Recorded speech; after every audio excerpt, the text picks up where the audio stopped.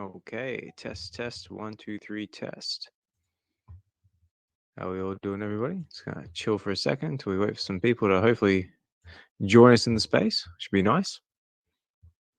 Otherwise, it's just me talking by myself, which kind of sucks.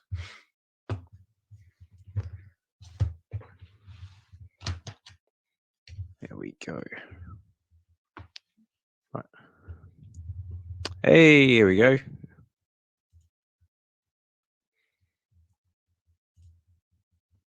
Josh, how are you, mate? Not much, mate. Just getting everything together. Just getting this thing off to a cracking start. Hey, Shadow. We got Shadow in here. Yeah. I'm actually gonna try and live stream this to my channel. Oh, okay. And I'm just gonna do a couple tests on my end. So I'm just gonna mute myself. I'm gonna listen in the background, but just and then if it does end up working, I know you had a couple questions of how you can stream Twitter and YouTube at the same time, and I think everything I'm doing right now it's completely free. So if this works, then I think it's a good solution for you as well. Absolutely. If you can do it, I'm all ears. Well, yeah, I'm gonna mute myself, but if you want, go over my channel. Maybe give me some feedback if you can. Yeah, I'll get right on that. But yeah, we've got Shadow in the house, biggest bro. Thanks for joining us, mate. And I guess we'll kick this this episode off then with a bit of intro music, as we always do.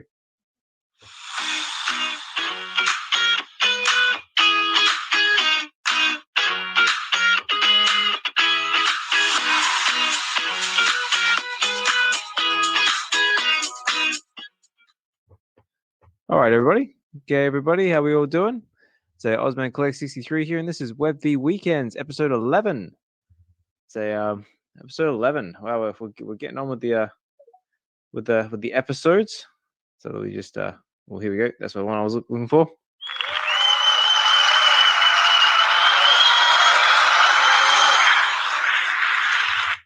Episode 11, and we're still going strong. So we've got Shadow in the house, biggest bro.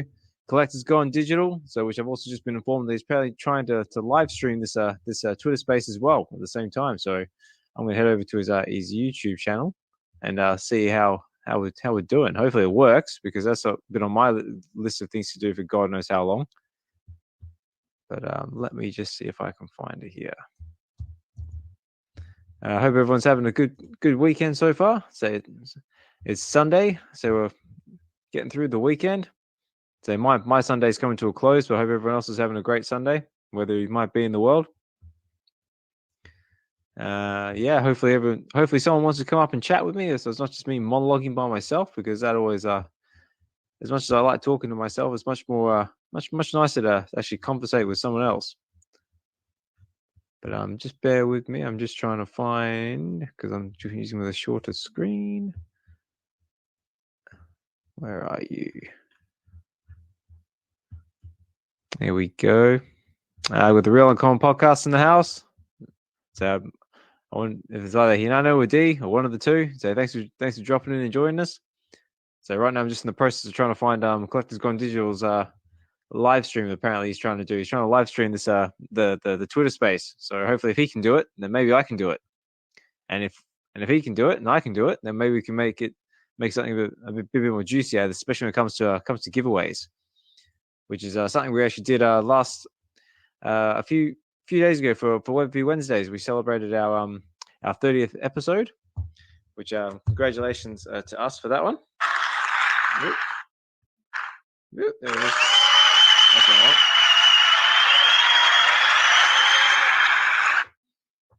Yeah, 30 episodes. Wow. So it's was it like 7-8 months of straight episodes? Long time. Hey, we've got Casual in the house. Casual, thanks for dropping in, mate. But yeah, for the 30th episode of VeVe Wednesdays, we did some giveaways. Unfortunately, I had a few audio problems, which I'm hoping ain't gonna be the issue this time. So if any stage in this in the production here, if I start going all crackly or robotic, please let me know, and that way I can I think I found the solution to fix it. But yeah, if that happens, I do apologize. This is not an exact science, and sometimes things happen. Also, as well, if anybody wants to come up to the stage at any moment in time, as long as you're kind, respectful, and cool and cool to chill out with and geek out, you're more than welcome to. Just hit that request button, and we'll get you up. I think it's working. Oh, I think. He thinks it's working. Okay, hang on. Let me go over to YouTube here. For those of you just jumping in, we're just we're trialing try and do this live. Ooh. Okay. Can you actually see that, or? Hang on, let me just pause it for a second because I'm getting some major feedback. But yeah, I mean, I just jumped onto your channel then, and it seems to be working. I could hear myself nattering in the background. It's like, oh, I sound like that, Jesus. No, but yeah, that looks very very promising. Okay, awesome. Yeah, it's a completely free setup, so DM me and I can explain it. It's a few steps. I don't know if you have experience with OBS, but it's all through that. It's all through OBS. No, I mean everything I've been doing so far has all been StreamYard, but I've been trying to see if I can master that and then work my way up to OBS because that's like the next sort of step up. But yeah, if you can show me how to do it or how to make it happen, then yeah, I'm all for it. Cool. So what's been happening? Been trying to set that up. I've been just trying to set up live stream stuff and then just finalizing the Discord and all that, but nothing too exciting. Nothing too exciting. What about you? Well, let's see. What have I been up to this weekend? I jumped on the Real Uncommon podcast. Hello, How Friday, as I've tried to do. I had special guest Chris Severs on. Along with Doctor Strange. So that was a lot of fun, just chilling with them for a little bit, just talking about the future of digital collecting and getting Chris's perspective on where the space is going, which we all know the answers to that, but I won't spoil it. So if you haven't had a chance to go and check that out, go and jump over to the Real Uncommon Podcast YouTube channel, and you can find the recap from that there. I could only stick around for a little while as I got gate crashed by my daughter, who came sneaking in, wondering where Daddy is. But that's kids for you. But yeah, that was really good fun. Then comes Saturday day, took the wife took the kids out for a play date, so I had the house all to myself. So just had a few chores to do around the house, a bit of chill time. And then took my son out shopping. And just had like a sun afternoon as we normally do. What else we do? Saturday night. Had a bit of another chill night with the missus. Tried to sit down and watch the new Expendables movie, Expendables 4. If you haven't seen it yet, you'll be doing yourself a massive favor if you don't. It's definitely not my favorite. But it was just there for the nostalgia. But yeah, it's not very good. I'm glad I didn't see it in theaters. But I did manage to see the latest episode of Loki season 3. So that sort of made up for it because that was really cool. Oh, nice. Yeah. The Expendables, those guys are just starting to fall apart. Oh my god, the movie was bad. I don't know any other way to put it. Like the acting was bad, the CGI was bad, just the writing was lazy in bits. I mean, like it was cool, like just see like the older action heroes on film, but that's about where it ended. That's funny. I downloaded that new Indiana Jones movie that we were talking about. I haven't watched it yet, but I'm gonna watch it later today. See what you were saying about it. Yeah, and then I also downloaded and I've been binge watching these two movies over and over again. The Pink Panther movies. Oh no way! I love those movies so much. They're so funny. But I happened to get my hands on those. I've been watching those lately. Nice one. Yeah, is that the originals or is that the one with is it Steve Martin, if I remember right?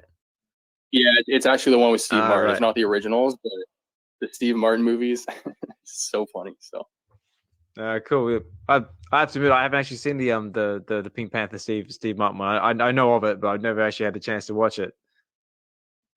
Oh, dude, straight comedy from start to finish. Yeah. So is it very is it very sort of like pinnacle like Steve Martin comedy like when he was doing like Father of the Bride what is this? So Father of the Bride, like Sergeant Bilko or that sort of thing? Oh yeah, oh yeah. But there's also just stuff in the movie that you just won't see in movies nowadays, just because everybody's gotten so sensitive and stuff like that. Because right? there's no way you can get away with it these days. Exactly. Yeah, but and then also Beyonce's actually in the film, or the first one at least. Yeah. Yeah, and actually, what's his name? Jason Statham. No way. Oh, now I definitely have to watch this, especially after this. Jason's just at the very beginning. He's not like a major. He doesn't have a major role or anything. But Beyonce's actually she has a pretty big role in the film. So yeah, right. How you going, D? Hey, fellas. Good afternoon. Good night. Hey, D. Hey. So, how you doing? What's happening? How's your weekend been so far? So far it's been good. Yesterday was pretty good at the market. Yeah, we're just kind of cruising today. Hinano's got a new RAM that he put in his computer, so you know what he's doing already. He's editing stuff. Yeah, hard at it. Good man. Yeah, and I'm just here not editing stuff. Yeah, I'm looking at I'm on my other phone. I'm on YouTube, and I see there's some people watching the live on Josh's account. Oh, okay, cool. And it seems to be working all right. Like I can't really watch it because I get like some major feedback because I just hear myself talking, and I can't bear the sound of my own voice enough as it is, like hearing it through YouTube. Yeah, I'm assuming it's working okay. I just have it but the volume is down on my other phone, so I'm not you don't hear the feedback as well. Okay. But yeah, we're I cut out there for a sec. Sorry, did you say it was running okay or there's a problem? It seems to be running okay. I have the volume turned down because it's on my other phone, and I don't want to get feedback while I'm speaking right now. But there were a few people that were watching. Okay, cool. Yeah, we started watching Ted Lasso. Oh yeah. The show on Apple Plus. So I think we're on episode 4 now. Yeah, it's actually pretty funny. There's some like dry humor in there, but it's pretty cool. No, cool. I do admit I've never actually watched Ted Lasso, but I've heard like really positive things about it. It just always seems to get knocked to the bottom of my like to watch list. Yeah, we have a whole like list of stuff to watch, but there's only some that we can watch with just us two, because the other ones we kind of save for when the kid is around. Yep. And so we're just kind of scrolling. We're like, oh, what can we watch? Because she's like in her own, world, Roblox world. Yeah. I was like, oh, let's watch some Ted Lasso because it was on our list of like a million things to watch, and yeah, it's actually pretty cool.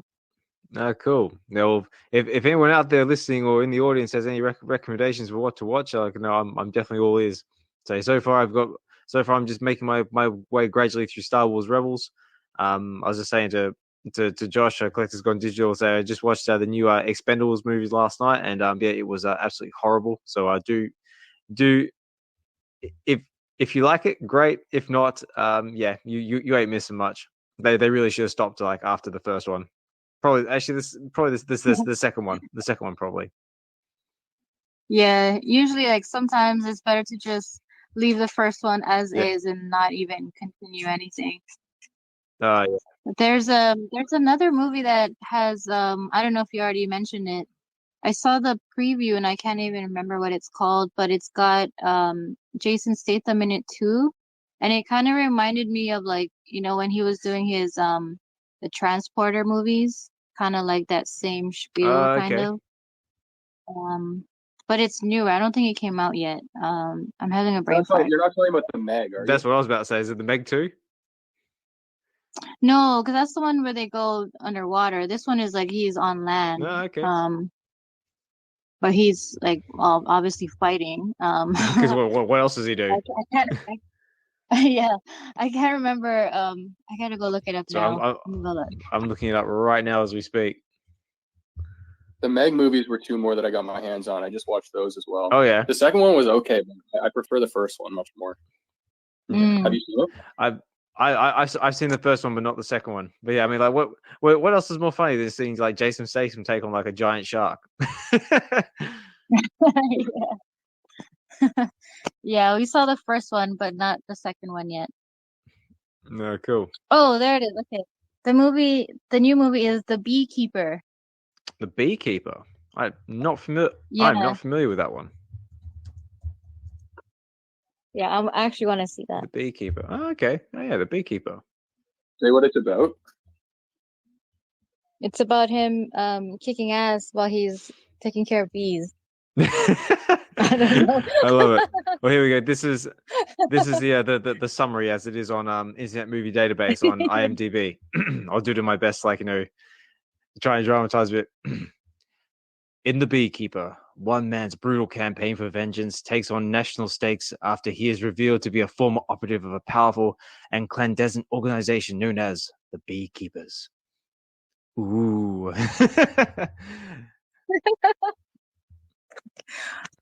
Oh my gosh, you know who does great what do you call it?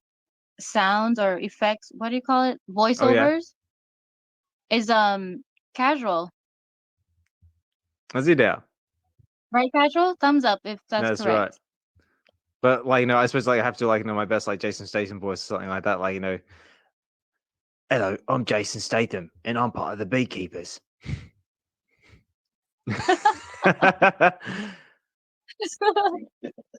Don't quit your day job. No, fail, boo. That was a good attempt. Way better than I'm going now to hang my head in shame. Good try. Good try. It. I think I'll just stick to hosting.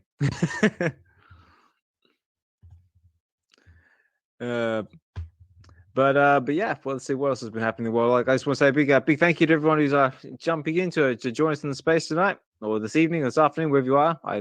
Time zones always do my head in. I see Double Quill in the crowd there as well. Big shout out to Double Quill, who's just dropped her latest blog today as well, which I do have it here. It is letter from the author. That's right. In defense of my collection. That's right.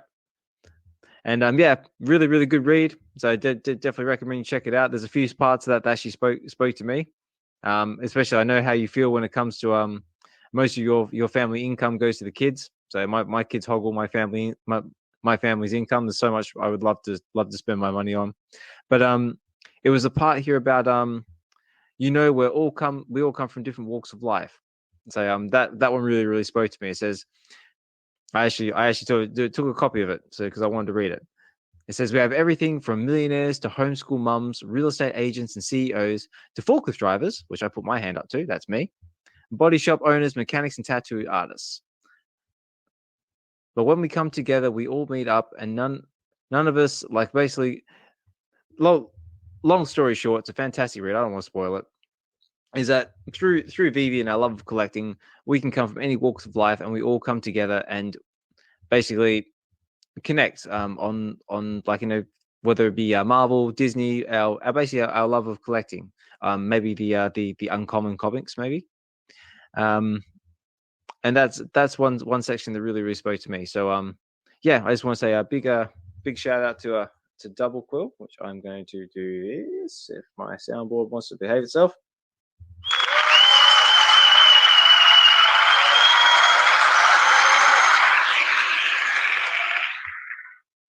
And yeah, fantastic blog as always.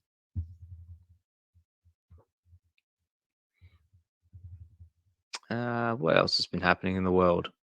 What else has been happening?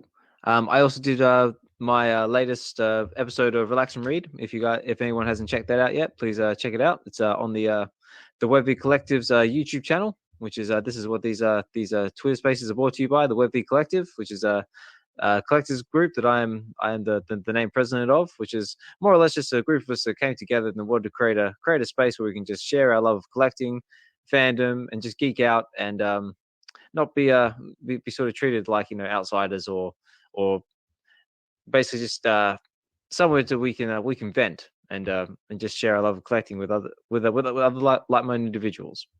And yeah, we have a Discord group as well. So if you're interested in getting to know our Discord group or what we're all about, feel free to send us a DM, and I'll get you a bit more involved with that. Some of our members are actually here in the crowd with us tonight. So we've got D, Hinano, Shadow, Collectors Gone Digital, Biggest Bro, even Double Quill's part of that group as well, Pulpy, and anyone who's part of our Discord, like, you know, I consider a member of the VeVe collective. So yeah, that's my little spiel about that. But yeah, just going back to relax and read. I did a live reading of The Addiction, which I do admit was actually really hard because a lot of it's in Spanish, and I don't speak Spanish. So I just want to say a big shout out to Shadow and apologies, because I was recently informed that apparently his mother is Spanish. So if I butchered your mother's language, I do apologize. There were a couple of areas there I could have done with a translator. But nevertheless, it was a good read. The story was a little bit all over the place, but obviously being the first issue, it kind of will be. So I'm hoping that we see more of The Addiction on the platform in future episodes. And yeah, I mean, I'm assuming we'll get more of it somewhere down the line, considering how successful it's been. And yeah, we've also got they've also got the signed copies also available on their website now as well, which I'm assuming is still available. But if it's as successful as it's been at New York Comic Con, they're probably not going to last overly long. But yeah, that's about all I had at the moment. Oh, I also wanted to do a quick shout out to Casual as well.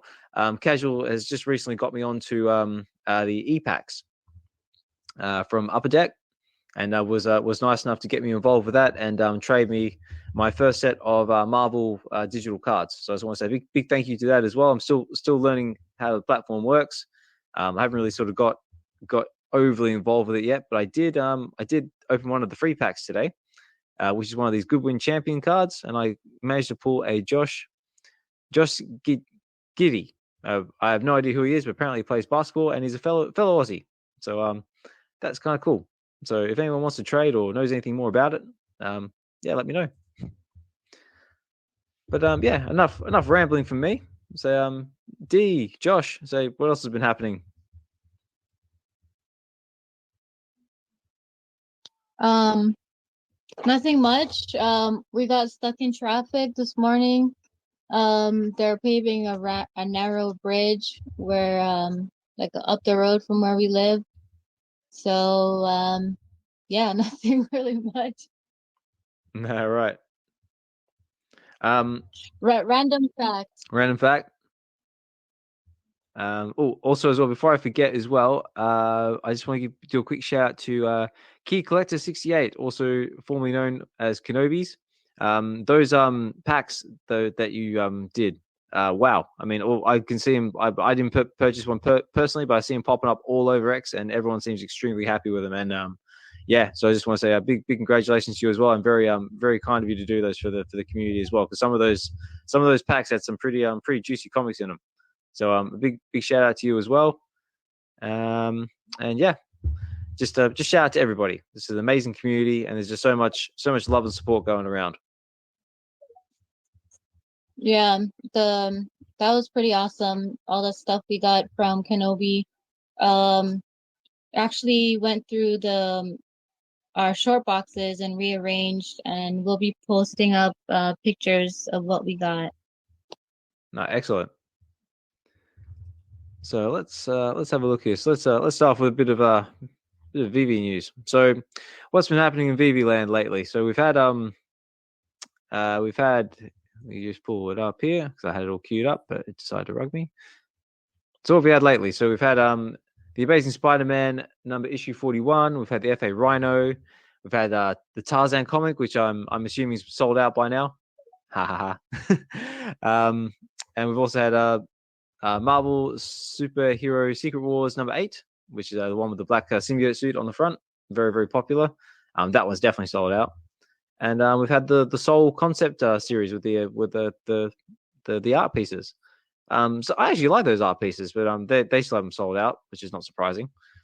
And of course, the big one that's on everyone's mind at the moment is the vinyl gold Iron Man, which has got a bit of a bounty going on at the moment. I was just about to ask, What would you guys do with the 40 grand? Well, that's the thing, isn't it? So apparently it's 40 grand for the David Yu is offering 40 grand for the number one of the golden black? I have it written here. Oh yeah, the golden black Iron Man, number 1 of 50. And apparently he's offering 40 grand for it if you got the digital. But is it true he's also offering an extra 15K if you got the physical as well? Is that true? Oh, I understood it where he was offering 15 for another piece. Oh, I might have misread it, but I don't think it was 15 on top. No, because I saw one thing that said like it was like 15 on top, but I was like, it's definitely 40K for the gold and black Iron Man number 1 digital. And I think it might have been 15K for a number 1 of any of the other rarities.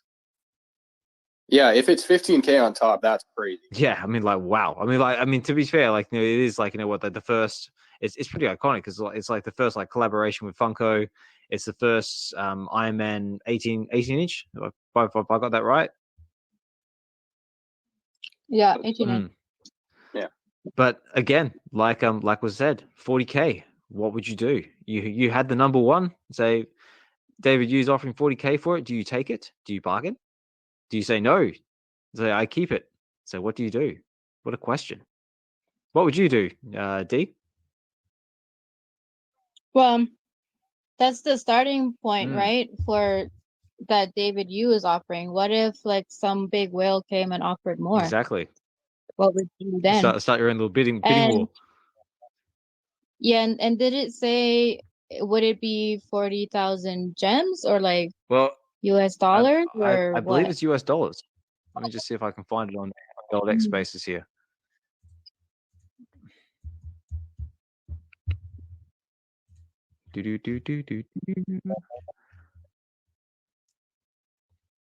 Yeah, this is all speculation for me because I didn't even get one. I ain't got one, so I definitely don't have one. But it's an interesting question though, isn't it? Yeah, it says Chico Rocco in 2 minutes. Oh yeah, Chico Rocco 2 minutes, everyone. 2 minutes. Sorry, squirrel. No, that's good. Squirrel. So I did actually have this one, but I was going to queue up for it. Program to bring you an important announcement. Oops. Try again. We interrupt this program to bring you an important announcement. That's it. Chico Rocco, 2 minutes, everybody. Okay, that was a better one than mine. That's it. The soundboard's still in the works. But yeah, what about you, Josh? What would you do with it? So you had the number one. He's offering you 40K. What do you do? No brainer. I'm taking the money. I'd probably take the money too. Yeah. I'm not waiting for anybody to come in, offer a higher number. I'm taking the money and I'm taking at least half and reinvesting it right back into it. Run for the hills. Oh yeah, 2 partner statues and then probably half in collectibles, half in easy. Nice. Yeah. But then someone also posed another question is like, what are the tax implications of that? Well, you would still. Sorry, D, go ahead. Oh no, go ahead. I said yeah, for real. Because that's another thing, isn't it? Like, how does it work in the way of like taxing? Because like that, because obviously I'm over in the UK, so we've got a different taxing system. But if it was like over in the US, like how would that work? I don't really want to speak on that too much, but from my understanding is it works in a similar way to like capital gains with stocks and stuff like that. Percentages might not be the exact same, but it's going to vary everywhere. Yeah, of course it is. Yeah, that's yeah. I just thought it was just an interesting question. It's like it's definitely something like that most people probably wouldn't think about. I know I definitely wouldn't think about it. I'd just say 40K, wicked. I'm out the door. Yeah, I mean, I think with the where pieces are on the platform right now, I wouldn't even. I mean, even if it's like sitting around waiting for an extra 10K for the offer, no, I'm just taking the money and putting it in. And we got Key Collector 98 to the stage. How are you, mate? Hey, Oz, what's good, baby? Hi, D. Yeah. What's up? What's up, Collector? Hey, what's up, Kenobi? Hey, I just wanted to let you guys know, man. Don't leave the space, but if you guys want to tune in, Todd McFarlane's in Discord. Don't leave this space. So if you want to, tap into, that just in case he says something. Again, don't leave this space. But for sure, he's speaking right now because I think he's basically going to talk about how he's going to take full control of his NFT project on McFarlane Toys, Digital. So I don't think he's too happy with what's been like as far as like how it's been being run. So he's just going to take full control. But if you guys want to hear more about it, you guys can. For me personally, I'll just wait and see, bro, because he's talking about making the app a lot more easier, shall I say? So we'll see yeah, he's in Discord right now. Ooh, okay. Well, there you go. If there's something you're interested in and want to check it out, to head over to the Discord and see what Mr. McFarlane has to say. But yeah, I was always curious about how things were going to progress forward after that whole I don't want to say like mess with what happened over their end, but obviously I only know bits and pieces, so I don't want to say much on it. But yeah, we could to see Todd McFarlane take the helm and see where he takes it, because the guy is like pretty onto it. Yeah. Also, mark your calendars, November 14th. Was it DC? And let me see real quick. I just want to. I don't want to be wrong about this. Is that Discord call being recorded? It might be. I don't know. I'm not in there. I'm just, hey man, I want to see it. I don't care about words, bro.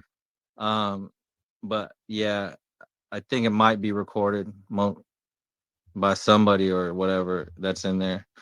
But yeah, November 14th, that DC book with Legendary Comics to launch Godzilla versus Kong. Yeah, they're coming out with another it's the same variant, but this one's gonna have sound chips in it. So when you open it up, you're gonna hear like King Kong and Godzilla, like their roars and whatnot. Going for it. Yeah, so that's November 14th. So November 14th. Oh, that's cool. Yeah, that comes. Yeah, write that down. Yeah, man. I mean, or you could, talk to your LCS and pre-order it, and yeah. But if you guys can't get them, man, let me know, man. Seriously, and I mean, because to me that I don't have any, I don't have any remembrance of a comic having sound chips in it or anything like that. So I think that, no. And that crossover is pretty dope. I want to see how that goes. But well, yeah. Also considering as well, off the top of my head, we've also got the Apple Plus show coming soon as well. I think is where the King of the Monsters is coming. Yeah, I saw that one. Yeah. That looks sick. Yeah. And sorry, D, your hand up. Yeah, Kenobi, put us down for 3. I got you. Sweet, thank you. And, we'll send you some money. I'm so no, don't worry about it. It's all fams. But no, I'm kind of interested on what I'm going to do. Because if I slab it, then what's the use? I mean, it's going to take away from the sound. You know what I'm saying? So I'm like, I'll probably just keep this one raw forever. And, the copies that I get, I'll just keep it raw. Yeah. But, yeah, for sure. I just learned about a new DC character today. I don't know if I told you that, but they were talking about it in the LOD. He's a villain. His name is Chained.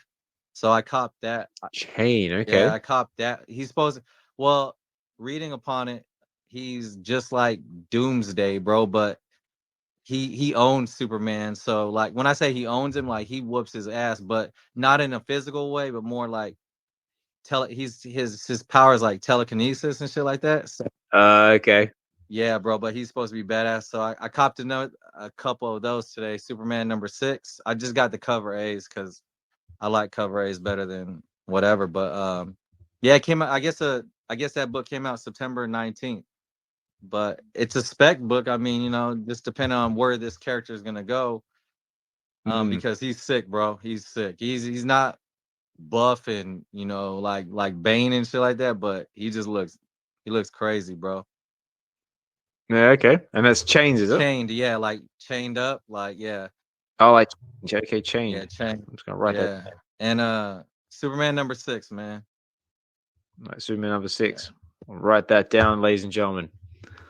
And also, I suppose, while I've got you here as well, Kenobi, like we were just asking the question, about just in regards to the Iron Man, like how David Hughes got the 40K bounty going on for it. So would you take the 40K and run, or would you try and haggle? What would you do if you had the Iron Man?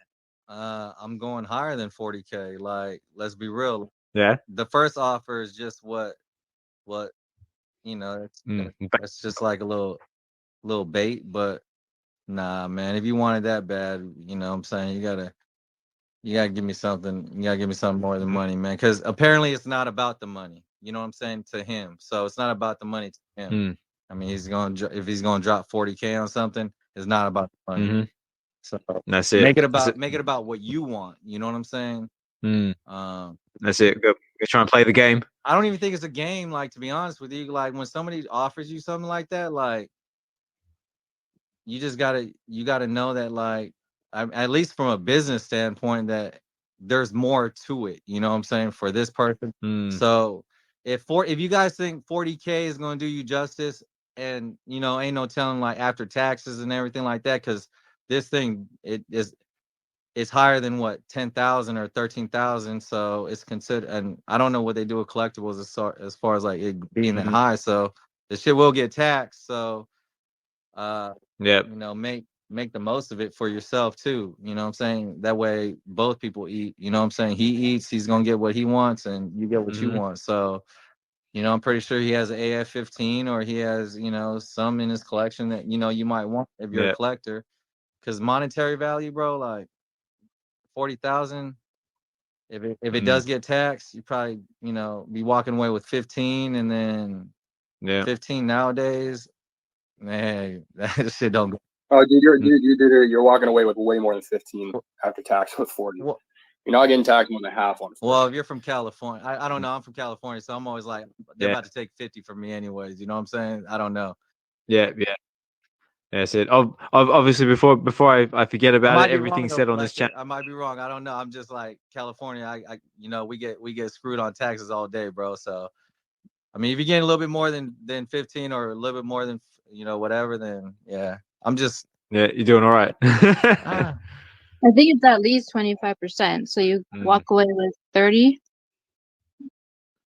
You're walking away with somewhere between 25 and 30, my guess. Yeah, but. yeah.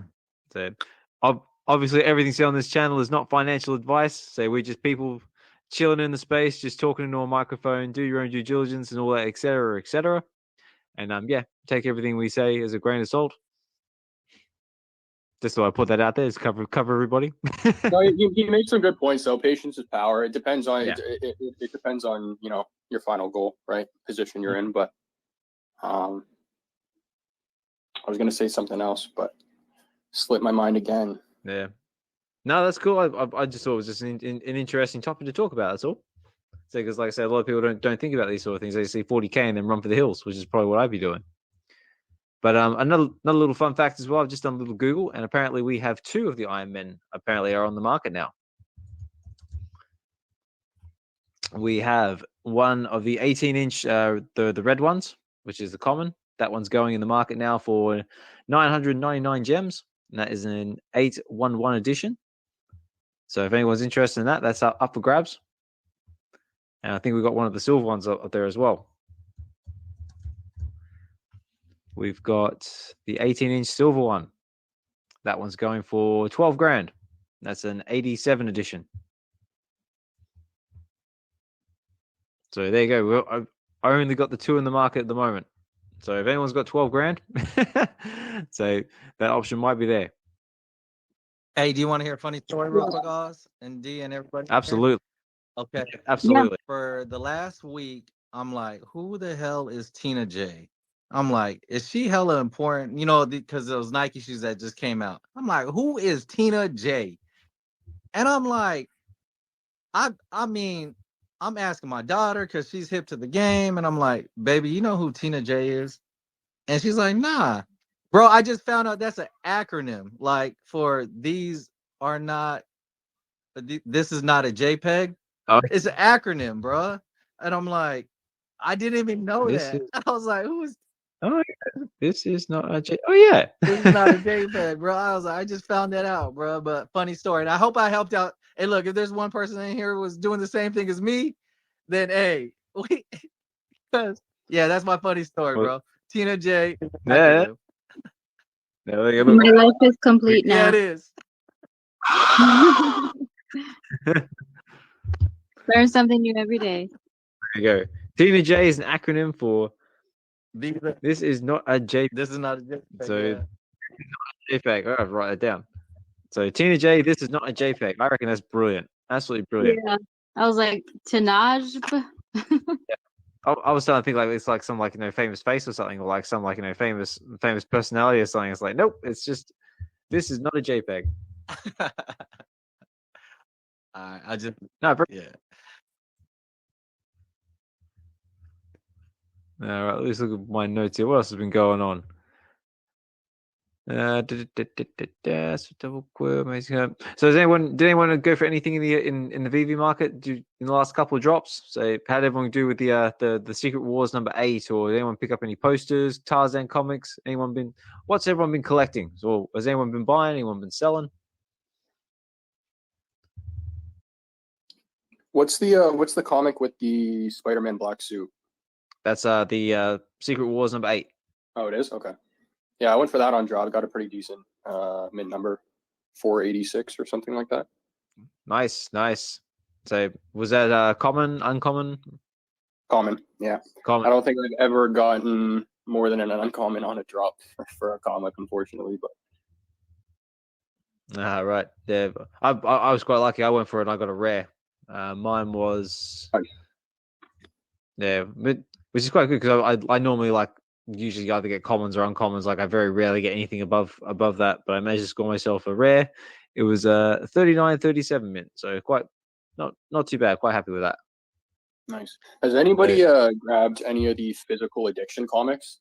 I tried getting another one today, or not another one. I tried to get it again, but they didn't have different countries set up. They could only be shipped to the US. Oh, okay. They're fixing it, or should have been fixed on Friday. Oh, I see. Maybe there's something last minute thing they gotta do to make that work. I mean, we're fortunate we're part of the US, so we were able to get some. We just gotta wait for when they ship it out. Oh, nice. Maybe they'll have some updates on someone's account on X. Yeah, well, I was talking with Mondo, and he said that it was something with a plugin on the website, so he's waiting for Shopify support. So I don't know if they never got back to him on a Friday, and now it's the weekend, and he's got to wait till Monday. But Dee, what covers did you get? Did you get the blue and the red, or? I got 2 of the red uncommons, and then 1 of the black and white, the secret rare. Nice. Yeah, so 1 uncommon and the rare secret rare will be for me, and then 1 of the uncommons would be in a future giveaway. Nice. And Hinata picked up some too. I can't remember which covers he got. Probably some of the uncommons as well.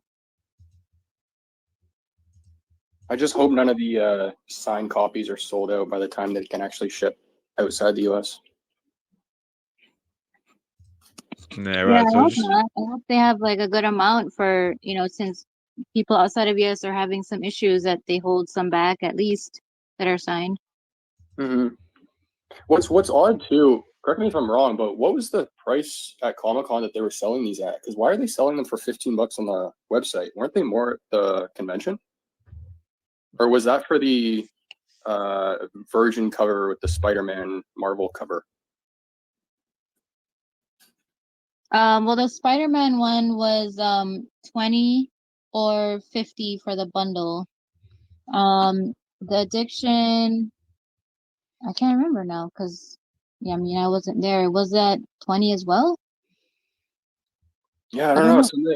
Something makes me feel like it was more expensive. Might be wrong about that.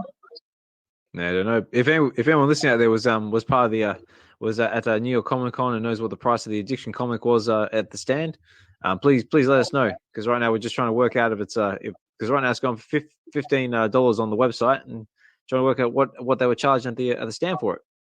Yeah, my collectibles, maybe you can put them up in the comments or come up So I know he was there, so he probably has a better idea, or anyone else that was there. Yeah, for sure. And like I've said before, you know, the stage is always open to anybody who wants to come up and say hi and come and chill with us. So that offer's always there. So it's a safe space, and always appreciate everyone's feedback as long as you're kind and respectful and awesome to chill with. So you're more than welcome to. So that offer's always there. But if you want to chill in the background and listen to, that's also okay. Yeah. Also, when MC was up on our live stream, he did mention the difference with the online copies is there's only one signature, and if you were in person, you could have gotten I guess other people's signature as well, because he had his copies were signed by multiple people. Right. Okay. Well, I've just got a message from Shadow saying I believe 15 was the cheapest, so maybe 15 was what they were charged at the booth as well. Yeah. Thanks for that, Shadow. Okay. Thanks, Shadow. The one signature though, aren't there multiple people behind the comic? So is it one of those people, or do you mean like more signatures as in you can go around and just get people to sign it? Yeah, I believe the website only has one signature. Whose signature it is, I'm not 100% sure. Because we just got, I believe, just a regular non-signature ones. And then I believe, yeah, MC was able to go in person to those different people and have them sign his. I'm gonna go to the website in a sec here. Yeah, I just tried to go to the website and it wouldn't let me in, so maybe it's my browser doesn't like. But yeah, if you can get on the website, definitely let us know. Also, as well, if anyone's got any stories from their experiences at Comic-Con, I'd love to hear it as well. Considering I wasn't able to go there, but from all the videos and posts and everything I've seen from all the other members of the community out there, I feel like I was there. There we go. Oh, I got another message from Shadow as well. It says I got 2 signatures from the artist and 1 from Zarello himself. So very, very cool. So That's nice. Yeah, actually, just on that subject as well. When I did the live reading of The Addiction, I actually got a little message from Zarello as well saying, "Thank you very much." So I was like, it's a nice little acknowledgement there. So hopefully he enjoyed the reading. I didn't butcher it too much because, like I said before, it was very difficult to read because most of it was in Spanish. And funny enough, I don't speak Spanish. I have trouble with English and Australian, let alone anything else. That's okay. You made the attempt. That's it. Somebody on my stream asked when Dazzler collectible. Dazzler drops comic wise, right? That's it. We do have the Dazzler comic in the app, which we do. It has been getting a lot of traction lately because there's been a lot of speculation saying that Taylor Swift could possibly pop up playing Dazzler in the new Deadpool 3 movie, which is all just pure speculation at this point. But I could definitely see it happening. When is that movie coming out? Does anybody know, like, a date? No, well, it basically got put on the back burner because of the writer's strike. But yeah, I haven't actually seen any solid news yet saying that it's back on track or back into production, because right now it's actually over. They were last filming scenes of it over here on my side of the woods over here in the UK. So I don't know, but I'm definitely gonna keep an eye on it because I want this writer's strike to get over and done with so we can get back to making some quality movies, because like what's been coming out lately is just been very subpar. Yeah, I'm excited for that whenever it comes out. Hopefully, maybe next year or 2025. soon. Yeah, that's it. Hashtag soon. All right. Actually, speaking of stuff coming out, here's some more speculation for you guys. We were supposed to be getting Wolverine on VeVe. Yes, there was that was the rumor floating around. Well, it wasn't even a rumor. David had confirmed it in I can't remember if it was a community update or an interview, but he said that it was dropping in September. Yeah. Ooh, okay. Well, he's late. Well, did he specify September of this year or next year? No, that's the thing. Well, yeah, fair, I guess, but it was the month prior to September this year, so. And then also, wasn't there a movie with Wolverine supposed to be coming out, but that was on strike too or something? No, the Yeah. last I heard in the way of like Wolverine and movies, I think Deadpool 3 was the last one I heard when it came to movies. I'm sorry, yeah. But yeah, I mean, I'm definitely looking forward to that because there's been all sorts of speculation popping up about it. Like I've heard speculation that as we know, like Taylor Swift's going to play Dazzler. There's also the news that Jennifer Gardner's coming back to play Elektra after all these years from playing in the original Daredevil movie and her own little standalone movie. I also heard a rumor as well that apparently was it Channing Tatum might pop in to play Gambit because that's been on the cards for a long time as well. And there was another one. There was a rumor that Affleck was going to come back and play Daredevil. I think that one's been squashed. But yeah, I don't know. We'll have to see what other legacy characters might pop back in. There's been a lot of that going around lately. Oh, actually, hang on. I just noticed we've got Chris Severs listening in the audience. He must have heard me say the word Daredevil. I was just about to say that. That's it. He said, "Ooh, Daredevil." That's it. I just hope he doesn't tune out because I said Daredevil and Ben Affleck. But thanks for joining us, Chris. Always a pleasure having you in the space, mate. But yeah. Oh, and we've also got a new comic coming as well. We've got the first appearance of Agent Venom, which is Amazing Spider-Man number 654. And yeah, I think it's another 7,500. Yeah, here we go. It's another 7,500 edition comic. Price point $6.99. I don't think it's overly price well like according to Go Collect. I think it's not going for overly much, but it does have a cool picture of a Venom on the front. Now, ultra rares and rares are done by Ron Lim and Idris Silva. Well, also very, very popular on the app. And that's on Tuesday. Okay. Yeah.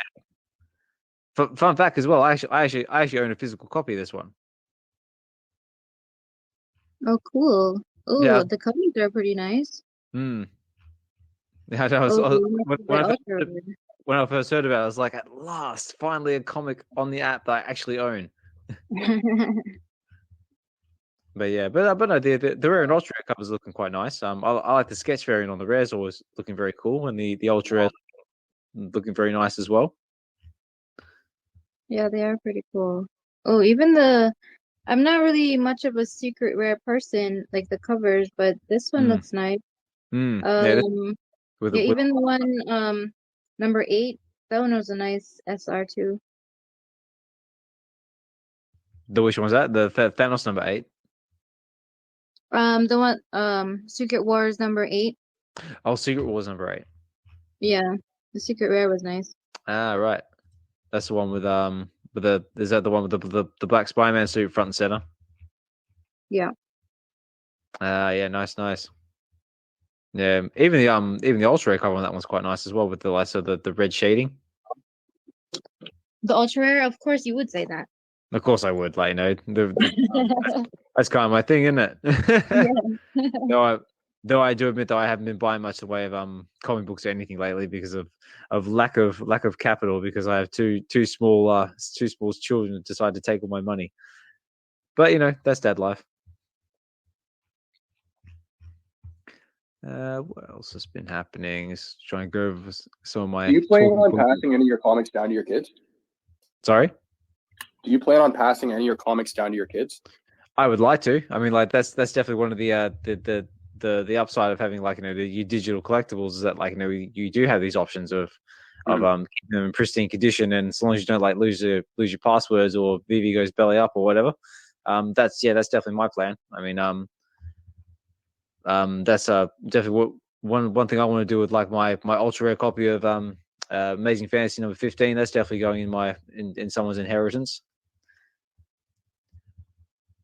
But I mean, that's what I like to do. With all my collectibles, basically, I'm trying to make all these moves now to sort of put my kids into a better position, because if this digital space is going where we all think it's going, it hopefully will benefit them when they get to the where their stage in life where I am at the moment, if you know what I mean. But I suppose that's like any parent's in any parent's dream. Yeah, for sure. Mm. Oh, that's awesome. But yeah, but we'll see. We'll see. At the same time, I'm just having fun, just enjoying the community, just enjoying the collecting experience, and just connecting with everybody from all around the world. Because that's one thing we like to say, like, you know, with part of the VeVe collective is like to collect and connect with like-minded individuals, all about collecting and connecting. But yeah, what else has been happening in the space? I'm just looking at my notes here because I do actually try and make an attempt to make some kind of structure out of these and not just ramble. But sometimes that happens, sometimes it doesn't. We had the swoosh shoes. So did anybody go for any of the swoosh shoes? No. No, me neither. Shoes are not my thing. Dude, you said that's straightforward. It's just like straight no. Hey, Casual, how are you, mate? Hey, Casual. Hey, what's up, folks? Doing good. Just thought I'd chime in. Sounds like a good time now. Did you end up going for the Iron Man or the swoosh? I ended up going for both. That's part of being a hoarder. Oh. Yeah, how'd you go? I was right on the fence to the last moment, and now I'm thinking I wish I got 2 Iron Mans instead, because the swooshes are, they're not performing as well as the Iron Man, but we don't know yet. Give it some time. Most people haven't got deliveries yet. My Iron Man's not coming till Thursday, but this is one of the interesting things. I don't know if you guys have been paying attention to it. So that whole offer that he made, 15 grand and then 40 grand, the bounty, I believe the physicals actually are not numbered. So that's the issue now. Oh, okay. So I'm looking into Alex's replies, and they're going to have to do some sort of retraction or something like that, because you have to scratch off or you have the code on a piece of paper, you redeem the code, and that's how you figure out what your serial number is.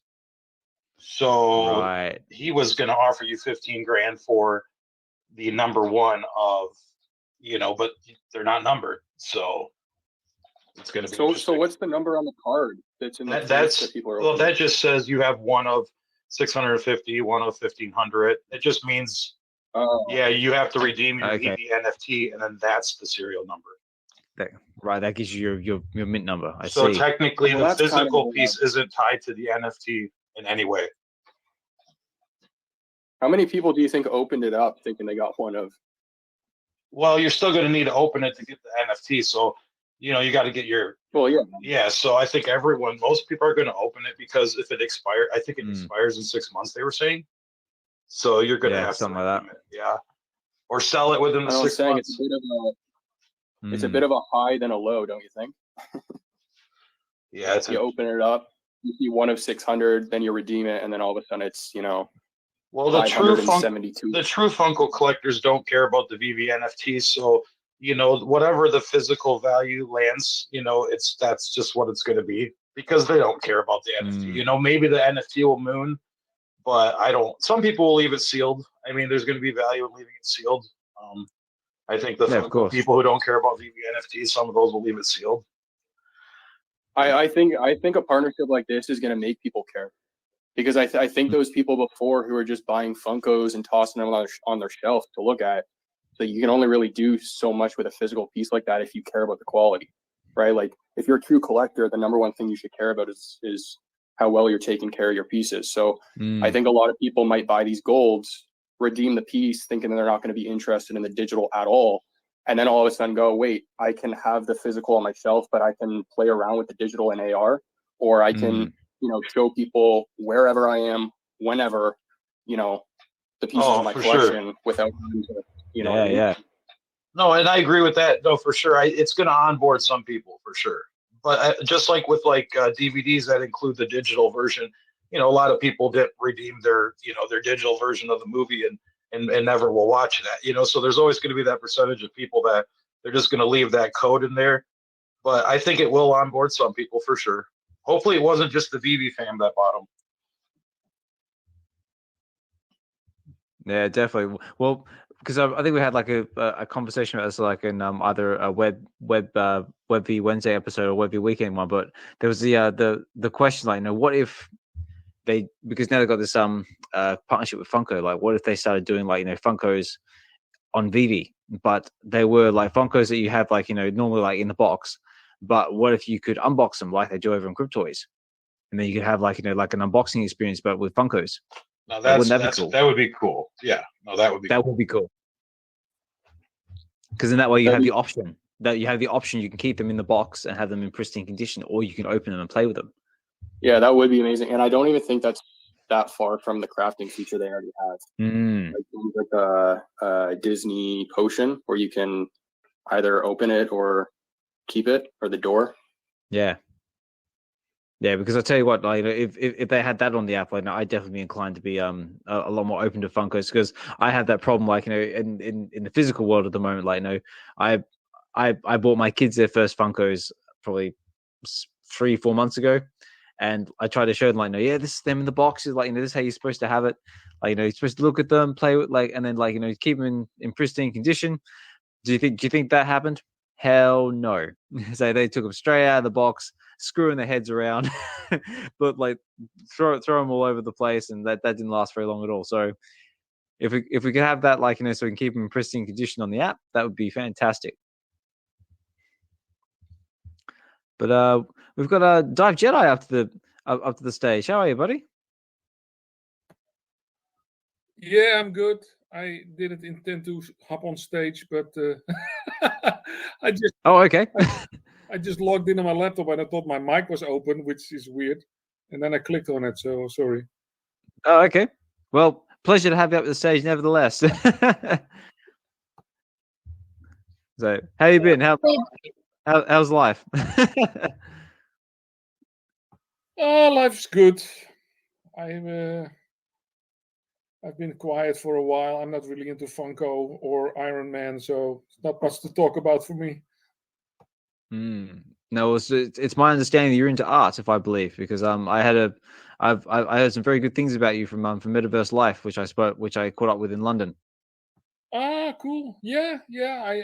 I'm a big art collector, so I buy and sell a lot of art.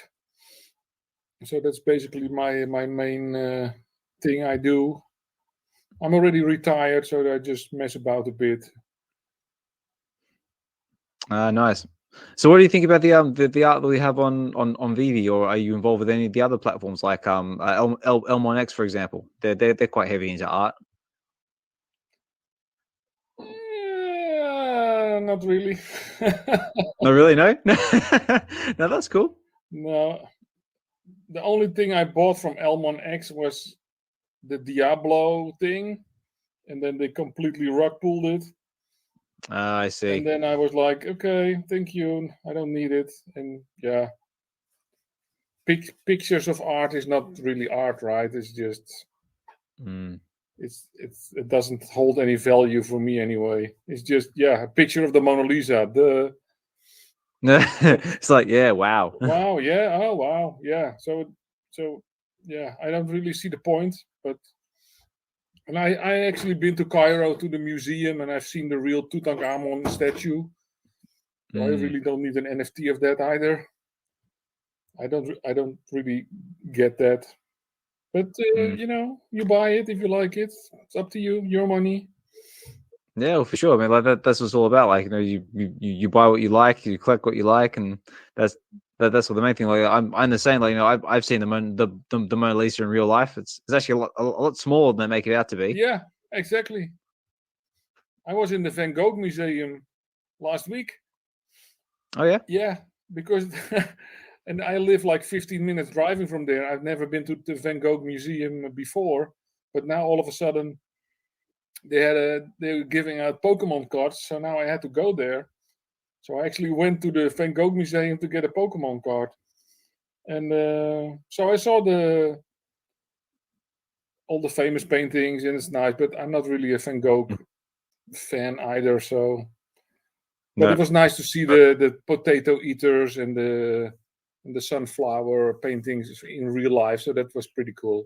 But I just went there for the Pokemon cards. That's it. I picked them up, sold them, paid for the groceries. That's what I do. Yeah, and went on with your life. Exactly. Well, D has a question. Yeah, did I miss it? What exactly were they doing with Pokemon cards at a Van Gogh museum? Yeah, it's kind of a weird story. I'm sure the intention was to draw in some younger crowd because they have like a quiz and like you need to search for clues in the museum. Okay. They had a Pikachu piece put in, so Yeah, I think we should promote that. Yeah, it was a Pikachu in the form of is it Van Gogh's the bloke with the missing ear, if I remember right, with the top hat. Yeah, Van Gogh. Yeah. The Pikachu still had both ears though. That's right. Yeah, he didn't cut it off. Yeah, but the thing is, the museum. It's kind of weird because the museum didn't realize how popular Pokemon is. So there was actually in the main news here, they were interviewing the director of the museum, and they didn't expect such a success because the museum was instantly sold out for the next 2 weeks, and there were dealers, flippers outside of the museum waiting for people to come out and give them $50 for their card. And All right. so there were like riots, and they needed to hire extra security. So last week they actually stopped handing out the cards. So you can still do the search for the clues and everything, and they do the quiz, but they don't give the Pokemon cards anymore. Wow. Because it was big. too much pressure on the security. Yeah, just getting mauled by all the hardcore Pokemon fans. Yeah, exactly. But I just wonder how naive you are as a museum director that you make a deal like this, because they actually put part of the museum are Pokemon, Van Gogh inspired Pokemons, and they didn't even realize what kind of invasion of Pokemon fans. And there were people in line.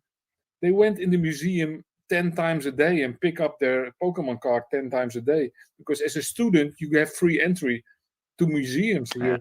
So they just went in the museum, pick up the Pokemon card, go back in the line, go back in, and they picked up 5 cards. And when they go out, they sell it for $50 to the flipper.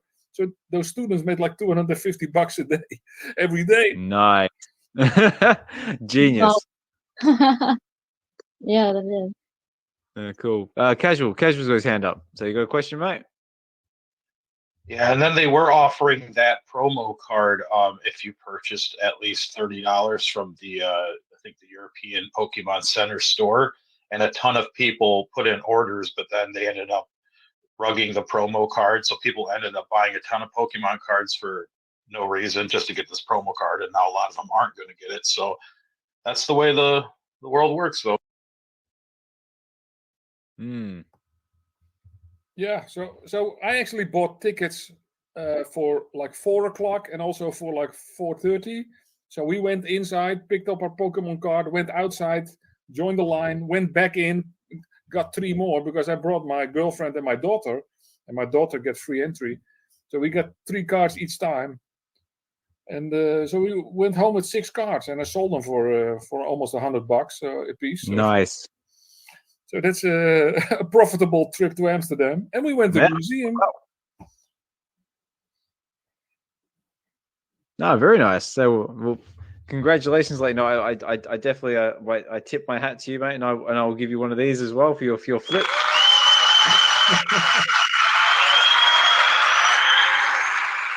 No, very cool. Yeah, it was weird, but also funny. So it was kind of cool. Made it a memorable experience. Yeah, for sure.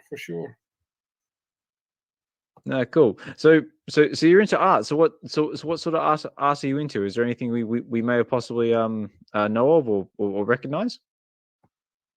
I'm mostly into street art. So I'm sure most of you have heard of Banksy, but there are actually other people that paint with spray cans. So mate, funny enough, I'm actually here in Bristol, and we know all about Banksy over here. Oh yeah, sure. Yeah, but I know other artists from Bristol, like Snub. Snub 23 is a big street artist from Bristol. I've heard of that one. Yeah, and I'm a big fan of Snick, SNIK. I have a large collection of Snick. They do really cool stencil art. But there's tons of artists, so you can pick whatever you like. But I have a lot of John Doe, Imbu, Vanakapan. You have Nuno Vigas. Yeah, you have a ton of them, and I buy them and then also sell them. So I have quite a lot, and I have a Banksy as well. Oh, really? Yeah. Oh, wow. So which Banksy do you have? If you don't mind me sharing. Obviously, if you don't want to say, please don't. Right. But I used to have a Sale Ends print, which I bought for 500, and I sold it for 64,000. Nice. Wow. That was a really cool deal. Look at that. The bad part is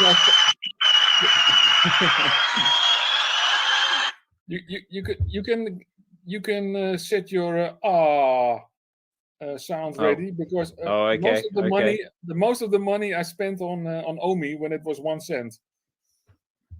Right.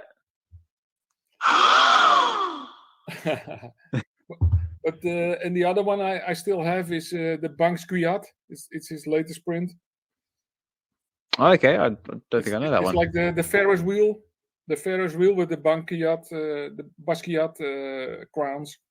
Oh, okay, yeah, I think I know the one. Yeah.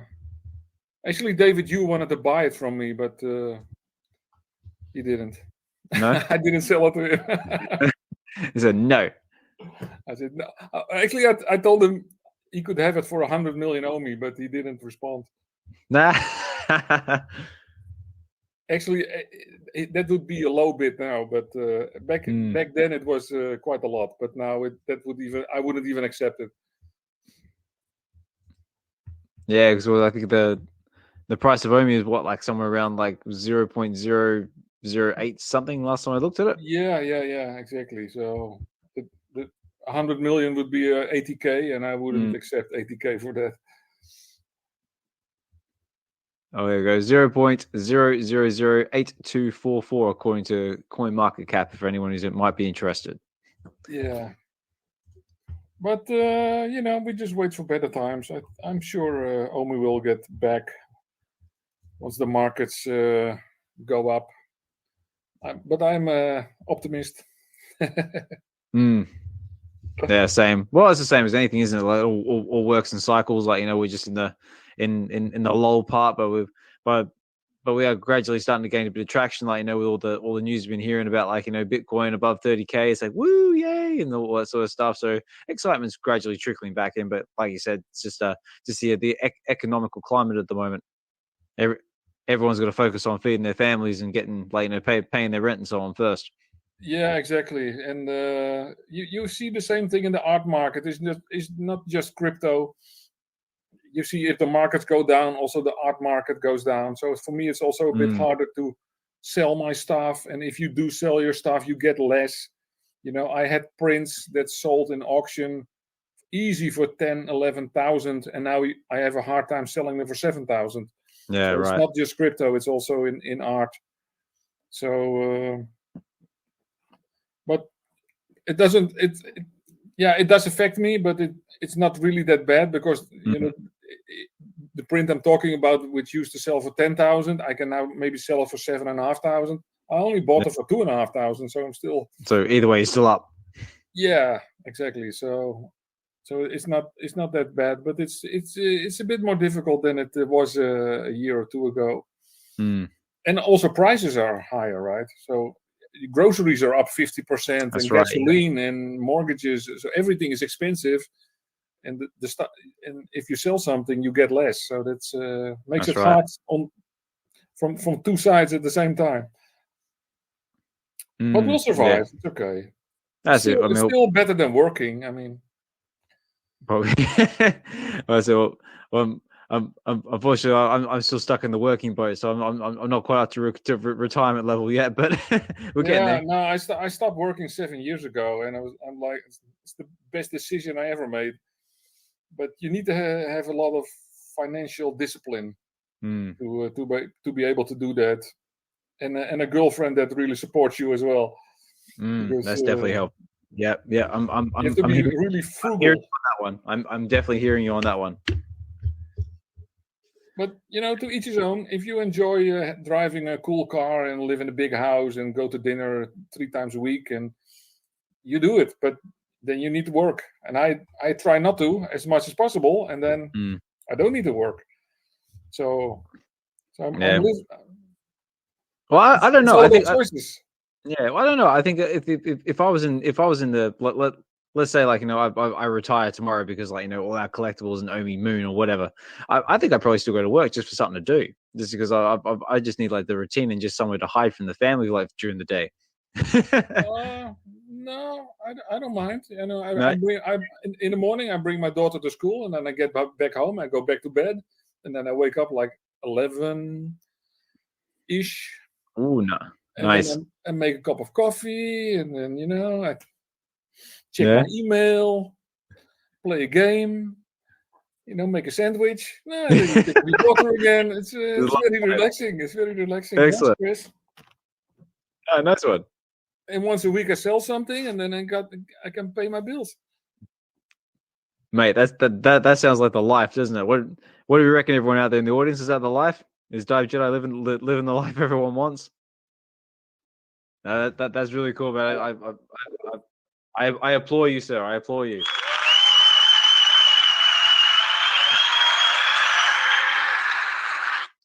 What about Casual, D, Josh? What about anyone else out there? Like, would you still be working if you were retired, or be as cool as Dive Jedi? I probably wouldn't be as cool as him, but I don't know. I think I would probably still be doing some work here and there.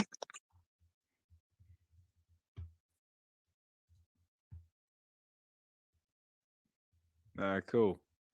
Hang on. I might have to get I might have to send someone a co-host. I've got a few speakers wanting to come up. I got John in the audience. John, how are you, mate? Oh, it's really good, man. How's it going? Thank you for holding the space down. I jumped in. Hey, how's it going, D? Hey, Casuals up here. We got Dive Jetty and Collectors too. Kenobi came up a little earlier before, said, "Oh, there's a Todd thing." I jumped over there. Yes. I heard the Todd thing. I'm like, well, honestly, I haven't heard anything like mind shaking differently than what has been said since like a month and a half ago with that brouhaha going down. So I'm like, okay, I'll just wait until some big news comes out. So I jump back out, and I'm like, you know what? Let me go back to that collector space, so because I'm like, and that was good because there was a question that you had before I jumped out that I was like, oh, actually that would be a really fun conversation to talk about. But before I jump on that, let me address the Dive Jedi one, which is I'm a New Yorker, so I always got to be on the move. I think if I did not have to work for money, I would work for not money. I really would. I can think of 2 jobs off the top of my head. I would be like, hey, if you want me to come here and just do this for free, I will just do this for free because I love it, right? One which is a comic book store or some kind of comic book thing, and then nice. If they can tolerate me coming in and just talking people's heads off about comic books, and you need me to come and just to talk to somebody about comic books, yeah, if that is a job, like sign me up. I will do that for free, right? Yeah. So that's the first one, and the second one is I used to really play guitar a lot, musician stuff. So there's this one place in town, and they're always on the edge of like just barely being able to pay their bills and stuff like that. But they're like the last place in Manhattan that actually builds their own guitars. And I'd be like, I want to apprentice there. I would love to like inherit the knowledge to actually create your own guitar on the bones of New York, like the wood from the Bowery and all that stuff, like make my own Telecaster and like just let me sit at your feet, maestro, and let me learn. And then at the end of the day, if I can make a guitar and people want to buy this guitar, great. But I mean, I wouldn't do it for profit. I would do it just because I love, like music and the art of making music and just making guitar sound so amazing. But of course I can't do that now because I have to make money to, pay bills and all the rest of it. So that, there's so much I would love to do if I had the luxury of time. other than just be luxurious. I guess that would be my point of view. No, Yeah, sure. to go back to the original question, way back when, which was if I had the $40,000 Funko 18-inch Iron Man, Oh, yeah. right? So that was the question I came in on. Here's my answer. Yep. I would absolutely sell for 40,000 gems to David Yu, the number one of the secret rare, or for $15,000, the number one of any of the other rarities. The reason being Yep. is because even 15,000, but definitely 40,000 is quite a rarity to be able to have a transaction for in VeVe at this moment. And I'm assuming I'm still be able to keep the physical collectible, because he can pick any of those collectibles and they would apply. Because as you know, there is no serial number on the physical. So it wouldn't, so right. he's not looking for the physical. He's just looking for the thing that says mint number one.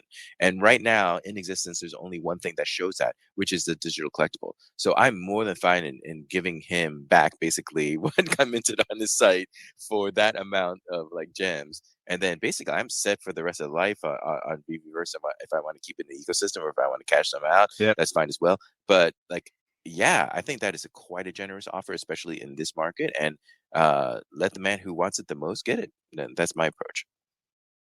Yeah, for sure. No, awesome. So, Casual, yeah, you got your hand up, mate?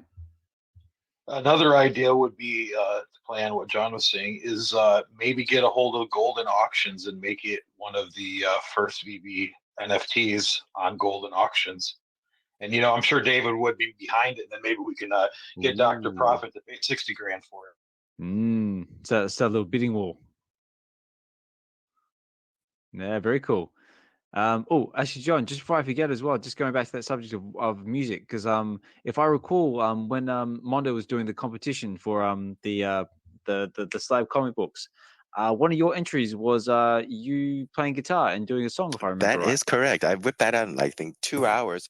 In the middle of the dead of night when I first heard of it, and I was just like, there's a thing, and there's no set media to have it done in. Well, I guess I'll just submit a song. Now, I totally get that a song is not that translatable to a lot of the media which he would want to, display, any contest, contributors. For instance, like he says, oh, we're going to take some of these entries and put it in the next issue.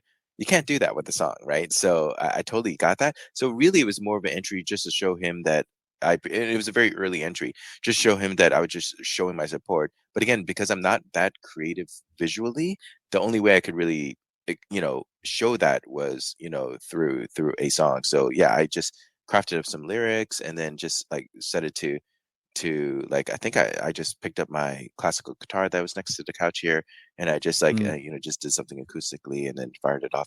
But yeah, so I still do dabble a little bit in that, a lot less than I used to before kids came around. But yeah, like back in the day, I had a couple albums and all the rest of that stuff, but that was way back in the day. So but yeah, I still have a guitar lying around and still make music here and there for sure. Yeah, cool. I just thought like that was like a really like unique entry, like because I didn't see anybody else do anything like that, and yeah, your music actually sounded really, really good. It was really refreshing. It's something different. So yeah, I just wanted to say thank you. Thank you for that input into the competition, because it was like, yeah, it was really cool to see. Oh, really appreciate that. Yeah, like yeah, it's very kind of singer songwritery. I don't think it's like the typical approach that people even think of when they just have a conversation with me, but just musically, that's kind of what comes out. So that's the kind of vein of music that I kind of create when I put things out there. And yeah, again, it kind of came out very naturally because they were so good at painting the picture of who Nikki Tino was and the whole environment of which she operated, which was New York City. I'm like, wow, this all just fits in very nice. I mean, I'm a New Yorker, right? So it's just like it seemed very natural to just be able to put something out there that seems somewhat relatable to the kind of change in nature that she was about to go undergo, right? So yeah, that's where that song came from. No, very cool. All right. Did anyone else have anything to add to that before we move on?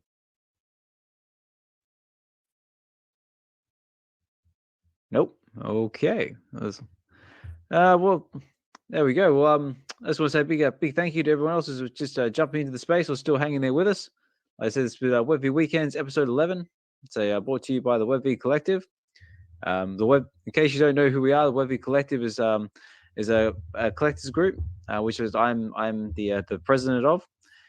It's more or less just a group of us that came together and just wanted to create an area, create a space where we could just chill, relax, and just geek out, which is where all these Twitter spaces came from.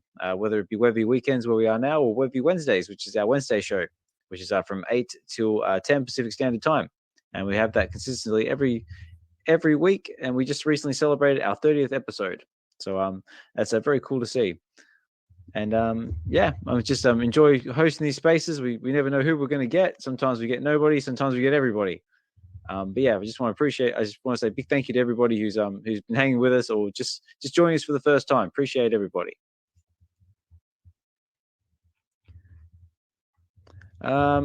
Oh, and also before I forget, John, how was your experience with Peach Momoko? Oh my goodness! I think we had to open up a 2-hour space to talk about because I bothered her for 3 days straight.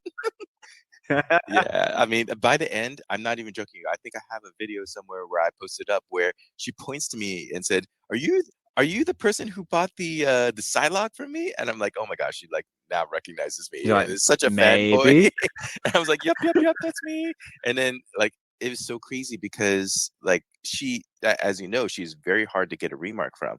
I did not have a ticket. I was just kind of walking up. I just saw no one was in front of her table, and she just pointed me out. And then she just offered a remark on the spot, and I wasn't even asking for the thing. I'm like, but oh my god! And I just happened to have a blank, right, of a comic that she did, right, which was Batman: The Avengers Continue #1.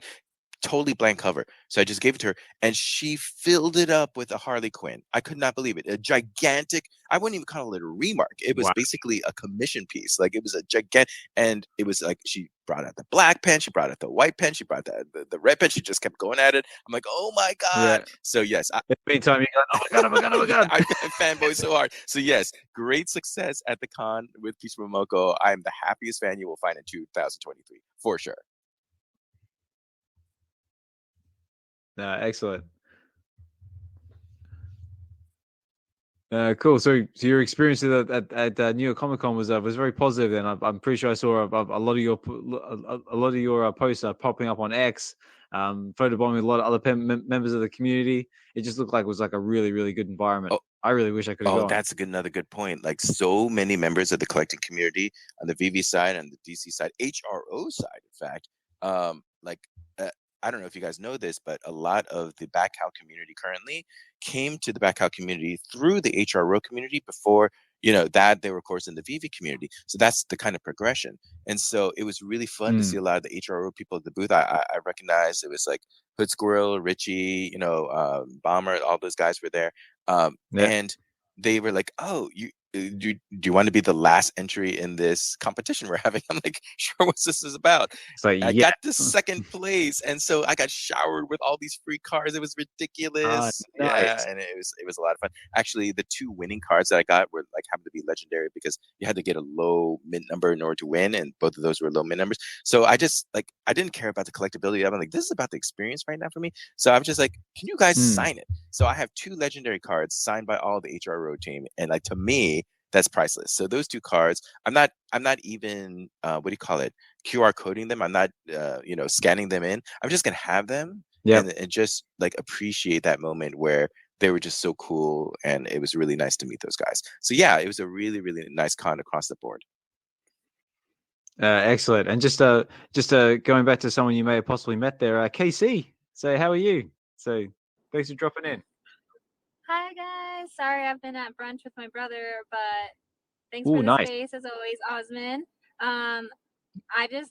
John, you are so freaking lucky to get that remark, dude. I'm so happy for you. Have you posted a picture? I would love to see it. If you wouldn't mind, Osman, I can go ahead and pin it up on top if I can find it. Absolutely. I will be right back. Oh my gosh, it's so beautiful, Casey. Wait until you see this. I'll be right back. Oh, yeah. I believe it. I don't even need to see it to know. Yeah. And where were you, Casey? How have you been? Cool. Good. I also met Peach Momoko when I was out there, and I was fangirling with her and talked to her for like 10 minutes, and I forgot to take a picture with her because I was too busy like yeah. starstruck. Yeah. But she's so amazing. Like, I love her so much. And I cannot believe I rolled for a remark and I didn't get one, unfortunately. But Jahn is so lucky to get that whole cover. Like, I really want to see it. Yeah, definitely. Same. But other than that, yeah, life's been good, you know, just staying busy. Yeah. Doing lots Ticking of art along. and stuff. Yeah. Very cool. And you went to brunch with your brother, you say? Yeah, he's been going through some stuff, so he wanted to meet up for breakfast or lunch or whatever and catch up. We don't hang out very much, so it was nice to catch up with him and see him. That's nice. But how are you? That's always good. I feel like I haven't seen either of y'all in a while either. So how's it been? Yeah, it's been a bit. Oz. Yeah, Dee, you want to take this one? Yeah, just been busy with in real life stuff, with the child, family, and work. But overall, pretty good. Very cool. Yeah, I've been about the same, sort of just ticking along. Just the kids are getting bigger every day. So my son's up to 4.5. My daughter's up to 2.5, and yeah, just becoming right little characters at the moment. Some of them sometimes good, sometimes bad, just sometimes a complete pain in my ass. But you know, that's kids for you. Those terrible twos. But Oh, hey, man. you'll miss the terrible twos when they're terrible teens. No, I'm just That's kidding. Terrible 2s will turn to terrible 12s, and they'll turn to terrible 22s, and just keep going from there, won't it? We're going through the terrible 10s right now. Oh, yeah. Soon to be the terrible teens. But I mean, our daughter, she's awesome. But she's going through her own phases, and I'm like freaking out because yeah, it's just the way that the world is right now, and things like she's surrounded by growing up right now. It's kind of crazy. Yeah, I'm going through the terrible 57 at the moment. The terrible 57s. So a good one. Hey, up on top, I love it. I went ahead and posted it up. There is it. Yes. And the in progress video where she pointed me out as the silent guy, I put it in the bottom right, you know, a purple response bubble comment if you actually want to see her working on it. There you go. Oh my gosh, cannot wait to get this back. I went and centigrated. Oh my man, God, of course you get it graded, right? That's So awesome. beautiful. Yeah. Excellent.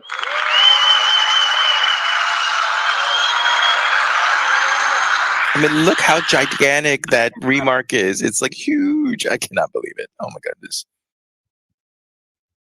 I can't either. That's so awesome, Jahn. And of all people, like, you hella deserve it because you're such a comic book nerd and just like one of the biggest Peach fanatics. So like, huge congrats. I'm so proud for you. Oh, thank you, Casey. Oh my gosh. Like, and it was really fun, like seeing everybody in the addiction line. Like basically that was 90% VeVe people, man. So you and Emoji being right behind me, like that totally made sense. You guys, I don't know if you saw pictures, but Casey was decked out in Poison Ivy cosplay, talking about DC, right? I did. There you go. I saw it. Yep, saw it. But yeah, no, it was very cool. Yeah, I was surprised you didn't cosplay, Jahn. You come up as a person that would cosplay. Maybe no, not. you know, Casey, back in the day, and people probably don't know this about me, but I actually had gone to New York Comic Con frequently back when my kids were much younger. But it was a totally different experience because I went, you know, for the kids. And so whatever they would want to see in terms of like actual comic book people, like they would dress up like it's Halloween. I would do that too, you know, when I was like, you know, in dad mode and stuff like that. But now they are in their terrible teens and they're too cool for it. So if they're too cool for it, I guess they don't want to see their uncool dad doing it. So I actually stopped it back in 2019. That's when I stopped it. And yeah, like one is now off in college. The other one is a junior. They don't even want to go to the con anymore. It's very sad for me.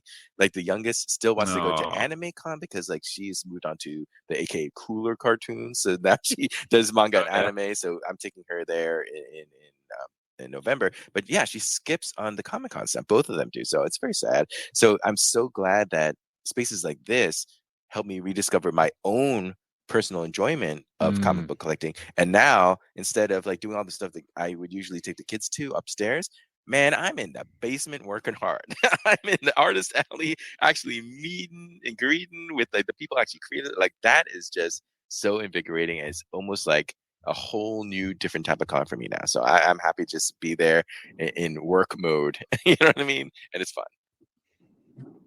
Oh, Hell yeah. Excellent. Did you meet Jim Lee too I while you were out there, did. man? Oh my gosh. Let's Ooh. go. I didn't meet him. You're so lucky. That's so Oh cool. yeah, I got the first appearance of Psylocke as he created Psylocke because of course Chris Claremont did a New Mutants before that, but Jim Lee's first stab at it. I got that comic book signed. What else did I get signed? Oh gosh, off the top of my head, I can't remember, but I got 3 comic books signed. And the one that threw him for the loop is like again, remember I'm in the DC NFT project. I actually had him sign um uh Superman #1 Multiverse Edition with Sasha Calle as Supergirl on the cover. His art that he did as a promotional art for San Diego Comic-Con 2022, he repurposed for that piece.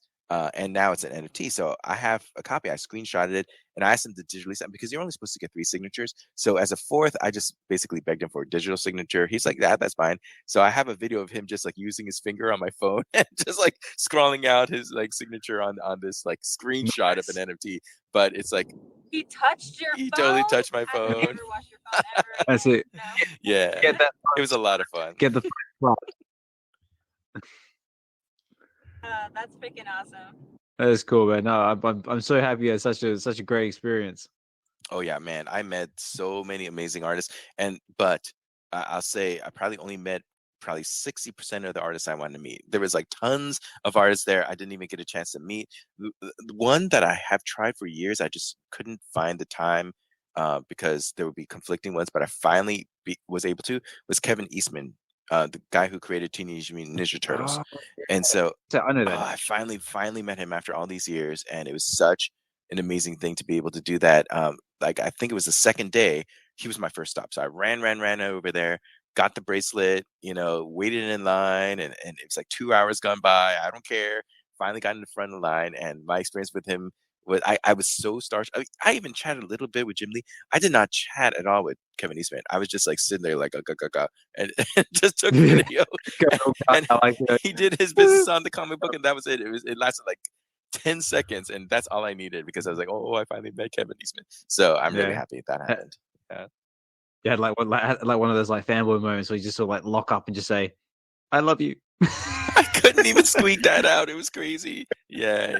So I love Artist Alley now, man. They're just it's insane how many amazing artists. Like if you guys have not done it yet, like I highly encourage you to, because there's just rows upon rows upon rows of creative freaking geniuses just there. And it's just insane. And like there was one where I wasn't even intending to go there the other day, but I saw like Rick Leonardi has nobody in front of him. I'm like, this cannot stand. And I just happened to have my copy of Spider-Man 2099 #1 there because he created Spider-Man 2099. And so I was like, gotta make a right turn, go to Rick Leonardi and tell him how much I appreciate him and how I bought this comic book off the racks in the 90s. And I'm so glad that, it's having a renaissance right now because of the movie, and could I please have a signature from you? And so I got my personal copy signed by him. So that's why it's always good just to bring all the comic books that you love, just so you never know who you're going to run into or what experience is going to pop up, and then you're at the ready, right? And so that was such a nice, there's just tons of moments like that. I had only planned to go for 2 days. I went for a third day, and it still wasn't enough. That just shows you how much is to do. But let me tell you, after those 3 days, I was destroyed. I was like, I can't do this. There's no way. I heard so many people on social media saying, I am literally in the ER right now. I heard other people go like, I'm in traction. It's so bad. Yeah. But it was worth it. A labor of love for sure. Yeah, very cool. Actually, that reminds me as well. This is a question for Josh from Collectables Digital. You're still doing your interview with David somewhere down the line, yeah? Yeah. We just haven't scheduled it yet. Okay. I have a question, and John will probably back me up on this as well. It's like, ask David, when are we getting more Peach Momoko covers on the app? Because right now we only have the one. Yes, that's a great question. Look at all the hundreds. Yeah, I'll add it to the list. That's it. Let me tell you, Very- somebody out there, and maybe this is private alpha, but I'm just gonna let all you guys know how many people are in this space right now. Okay, 22. I can tell you guys. There's this one dude who had stacked Momokos, who for some reason this particular week is little by little divesting himself of his collection. So every once in a while, you will see that one comic book drop to from anywhere between $11 to $17. This is the ultra rare, by the way, right? I mean, the normal floor is $44. So when you see those, I mean, I have no connection with this dude whatsoever. I just noticed that like my overall wallet size drops by like bajillion percent. Yeah. I'm like, oh, this dude must have dropped another $11 comic, and then and just give it heads up to the community. So just once in a while, just check that comic book and see if there's something a fourth of the value. Not financial That's advice, it, but definitely. if you don't have one, you might be able to get one on discount this particular week. That's all I'm saying. That's it. That's it. Not financial advice, but yeah. Let's go. And just for anybody who is curious, that is Daredevil number 25 ultra rare. Just for anyone who wants to keep an eye out. Oh, you want to hear a really funny story? Actually, it's very funny because Mr. Rolex yesterday. And we have this whole thing that happened yesterday. I'll tell you about with Mr. Rolex. But Rolly, just before you start, I don't want to set an alarm or anything, but I'm just looking in the market right now, and there is one on the floor for 17 gems and 50 frags. I mean, that's close enough. That's close enough, and far away enough from 44. That's all I'm saying. Yep. So that option there is for anybody who wants to take it. So I'm just putting it out there. Karma will come back around. Let me tell you, Osman. Appreciate the heads up.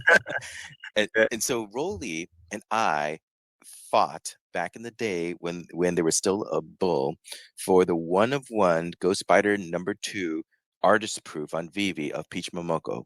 Still the only other collectible that is Peach Momoko. I bid, and I don't mind telling people, like I bid $8,888. I was like, let me go for quadruple luck. Let me put it all down. Let me sell my Walt. I sold a partner statue, which at the time was going for around 10 grand, right? I sold a Walt to try to get this because I'm like I got Waltz, man.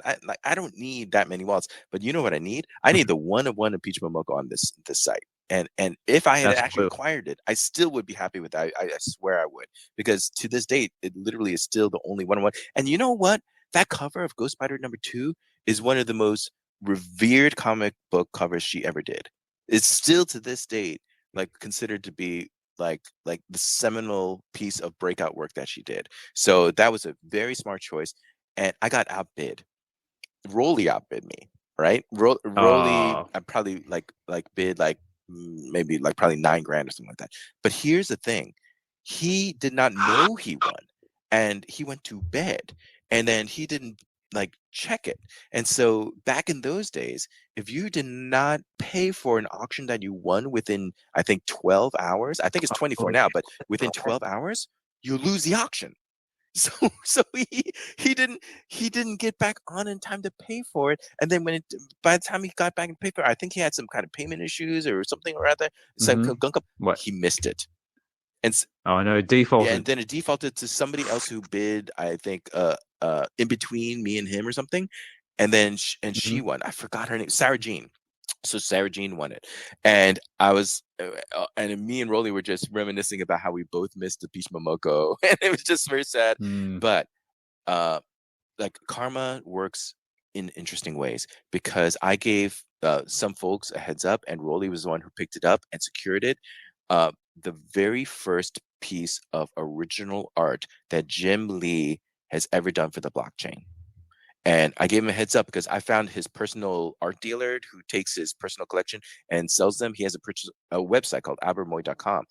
And I saw it pop up, and I knew exactly what it was. And everything else around it was worth like 40 grand, 20 grand. You know, that's what his art usually goes for, original art, right? This one was not remotely close to that number. And all the other stuff is like cover art for like physical comic books. This one, nobody knew what it was, but I knew what it was. And Rolly, you guys know what it is. And it is Batmouse, right? The reason why Batmouse is important is because that is the alternate art for the cover of Batman 608, his most important DC work. The beginning of the Hush storyline in the early 2000s. Yeah. He recreated that, and instead of Batman, in the same pose he did Bat Mouse, which is the multiverse Zoo Crew version of it that he did for the Flash multiverse project for DC3 earlier this year, right? But he didn't just make Bat Mouse, he penciled it on paper, and then he usually gets Scott Williams to ink everything he does. He personally inked it too. So it is personally like drawn by pencil, inked by Jim Lee, and then he signed it and said Jim Lee 2023, gave it to his guy Albert, and Albert sold it, probably not thinking anybody would ever pick it up. It got picked up under 24 hours because I gave folks the heads up, and Rolly picked it up. So I told Rolly, I'm so happy for you. You got a one-on-one of a very important artist's original piece, like first art ever that he did for the blockchain. I think that's amazing for you, Rolly. So that's a collector highlight of anybody's year. And I'm glad Rolly had that experience last night. Yeah. No, that's great, man. Like, I mean, like that's what it's all about at the end of the day, isn't it? Like, looking out for each other, like, enjoying the collecting experience.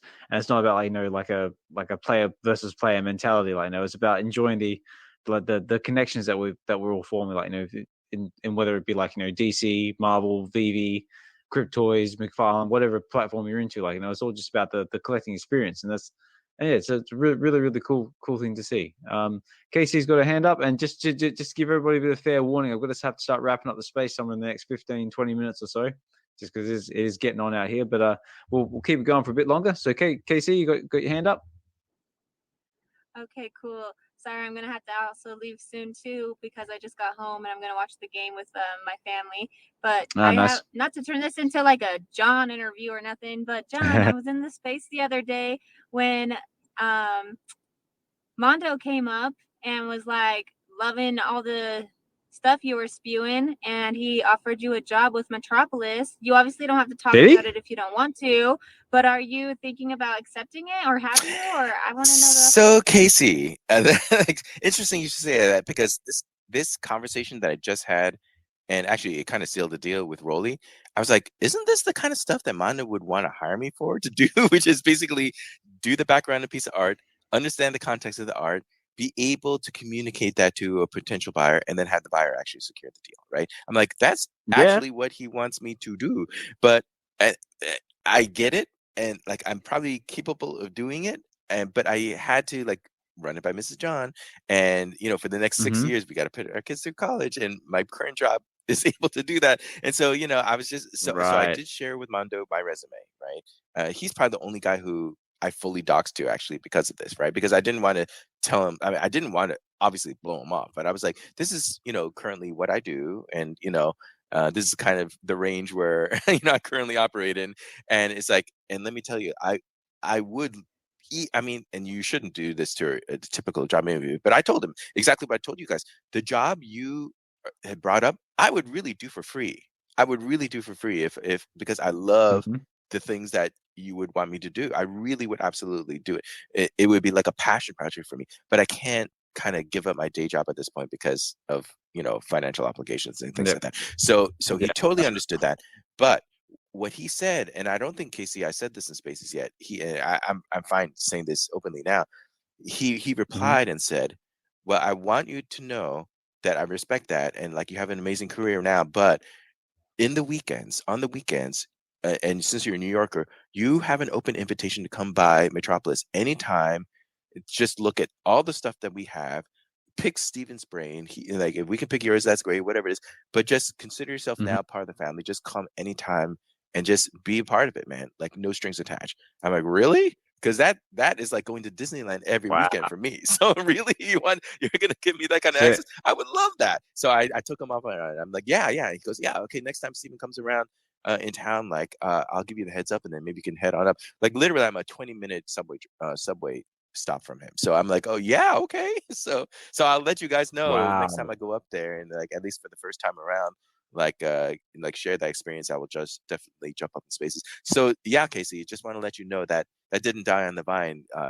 Mondo was absolutely earnest about that offer, and I gave that full respect that it deserved, and give a response back. And that was such a classy response he gave back in return that, man, that was just really amazing. So again, I mean, everything that I'm talking to you about, Osman, right now, I would be more than happy to just, go to Metropolis and, do this. And if I hear anything, and if he doesn't mind me sharing, I'm more than happy to come back here, especially like, he's working on the digital grading thing. I mean, That's we don't actually know the aspects that he's working on. So if he's cool with me doing it and I can pick his brain a little bit, maybe if I can hear one factor or another factor and like, what do you think about it? And we can discuss it, and if it has any weight or validity, or if he wants input from us on it, like as collectors, like I'll bring that up, so I would be more than happy to do that. Because wouldn't it be cool if like 3 years from now, we can go back to conversations like this and go, this is where the hotbed of conversation was that ultimately created the digital grading system that everybody now uses going forward. That would be crazy. That's right. So let's keep those lines of communication open and let's definitely make it happen. Yeah, definitely. And also, I love that so much. Yeah, and it also says, like, considering, like, Steven's already been in this space once already, like, he's more than welcome to come back if he has the time to. Same with Mondo. Absolutely, and that I would absolutely encourage as well. Keep active in Web3. Keep active in spaces like this. This is where you're going to meet the community that really cares about the things that you do. Absolutely. Yeah, for sure. And for anyone you would have been so great at that job. Like that job is perfect for you. It's unfortunate that you couldn't take it, but I'm so glad that he still offered like open doors to you. Like how awesome is that? Like that is really cool, man. Like, and so cool. It's like you said, it's like you get to go to Disneyland for free every day. Totally the feeling, believe me. Excellent, love it. All right, guys. Well, we've got about 10 minutes or so left before I go start wrapping things up. I like to sort of leave the stage open for this sort of part of the show. So if there's anyone who's been listening in the background who wants to come up and say a few words, you're more than welcome to. Or if you want to just chill in the back and just keep listening, that's also cool as well. Just hope you've really enjoyed the conversations that we've been having. We've been having some amazing conversations in this episode. Everything from what would you do with 40K if you had the Iron Man to Johnny sharing his experiences at Comic-Con and that amazing job and the amazing job opportunity, I should say. Wow. And also from Dive Jedi dropping in as well, giving us a little bit of alpha on art and his experience with the Van Gogh Pokemon Pikachu. Very, very cool. And yeah, again, thank you to everyone who's been speaking in the spaces, everyone who's come up to speak. Just appreciate you taking the time out of your busy day, just come and chill. And also as well, before I forget, if anyone is interested in checking out that episode with Stephen Fischler about the grading system, that is on episode 9 of VeVe Weekends, which is available on the VeVe Collective's YouTube channel. So what I might do is I might try and drop a link somewhere in the X spaces so you can all check that out if you're interested. Oh, I see you pinned up on top, D, the thing I put in the bottom right, which is the work in progress. Oh man, it was so funny. She literally pointed at me. You're the Psylocke guy, right? I was like, oh my gosh, so hilarious.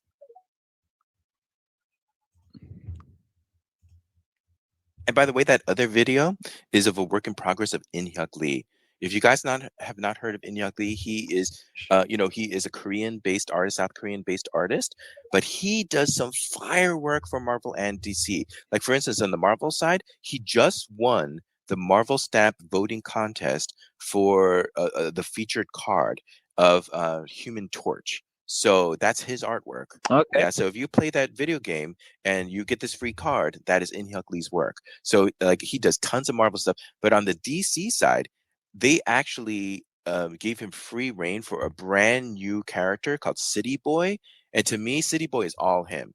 And the cool thing is they allowed his character City Boy to be in the Gotham Batman universe. So he interacts with like freaking like Nightwing and Superman is like insane. Like, and so like you should definitely check out that like series of books that came out this year. It's called City Boy by In-hyuk Lee. And his art is just so gorgeous. I brought like I think the most books, including Peach, the most books to get signed by any artist was in Hyuk Lee because I missed him last year. So I had a year's worth of books for him to sign. I felt so bad for the man, but I'm like, please sign here, please sign here, please sign here. I was just like, just nonstop bug the man. And then at the end, I was like, oh, and I would love you to remark this. And he looked at me, he goes, I don't have time for all this. Come back when everybody else is done and I'll remark you. I was like, okay, I'll come back. And then I came back. There was no line. He was going to wrap it up, but he remembered me. And he's like, okay, I got time for your remark. And then the time he spent on the remark, the video that I showed you is only 20 seconds long. He spent 3 minutes on this remark, which is ridiculously long for a remark. And it is of venomized Silk.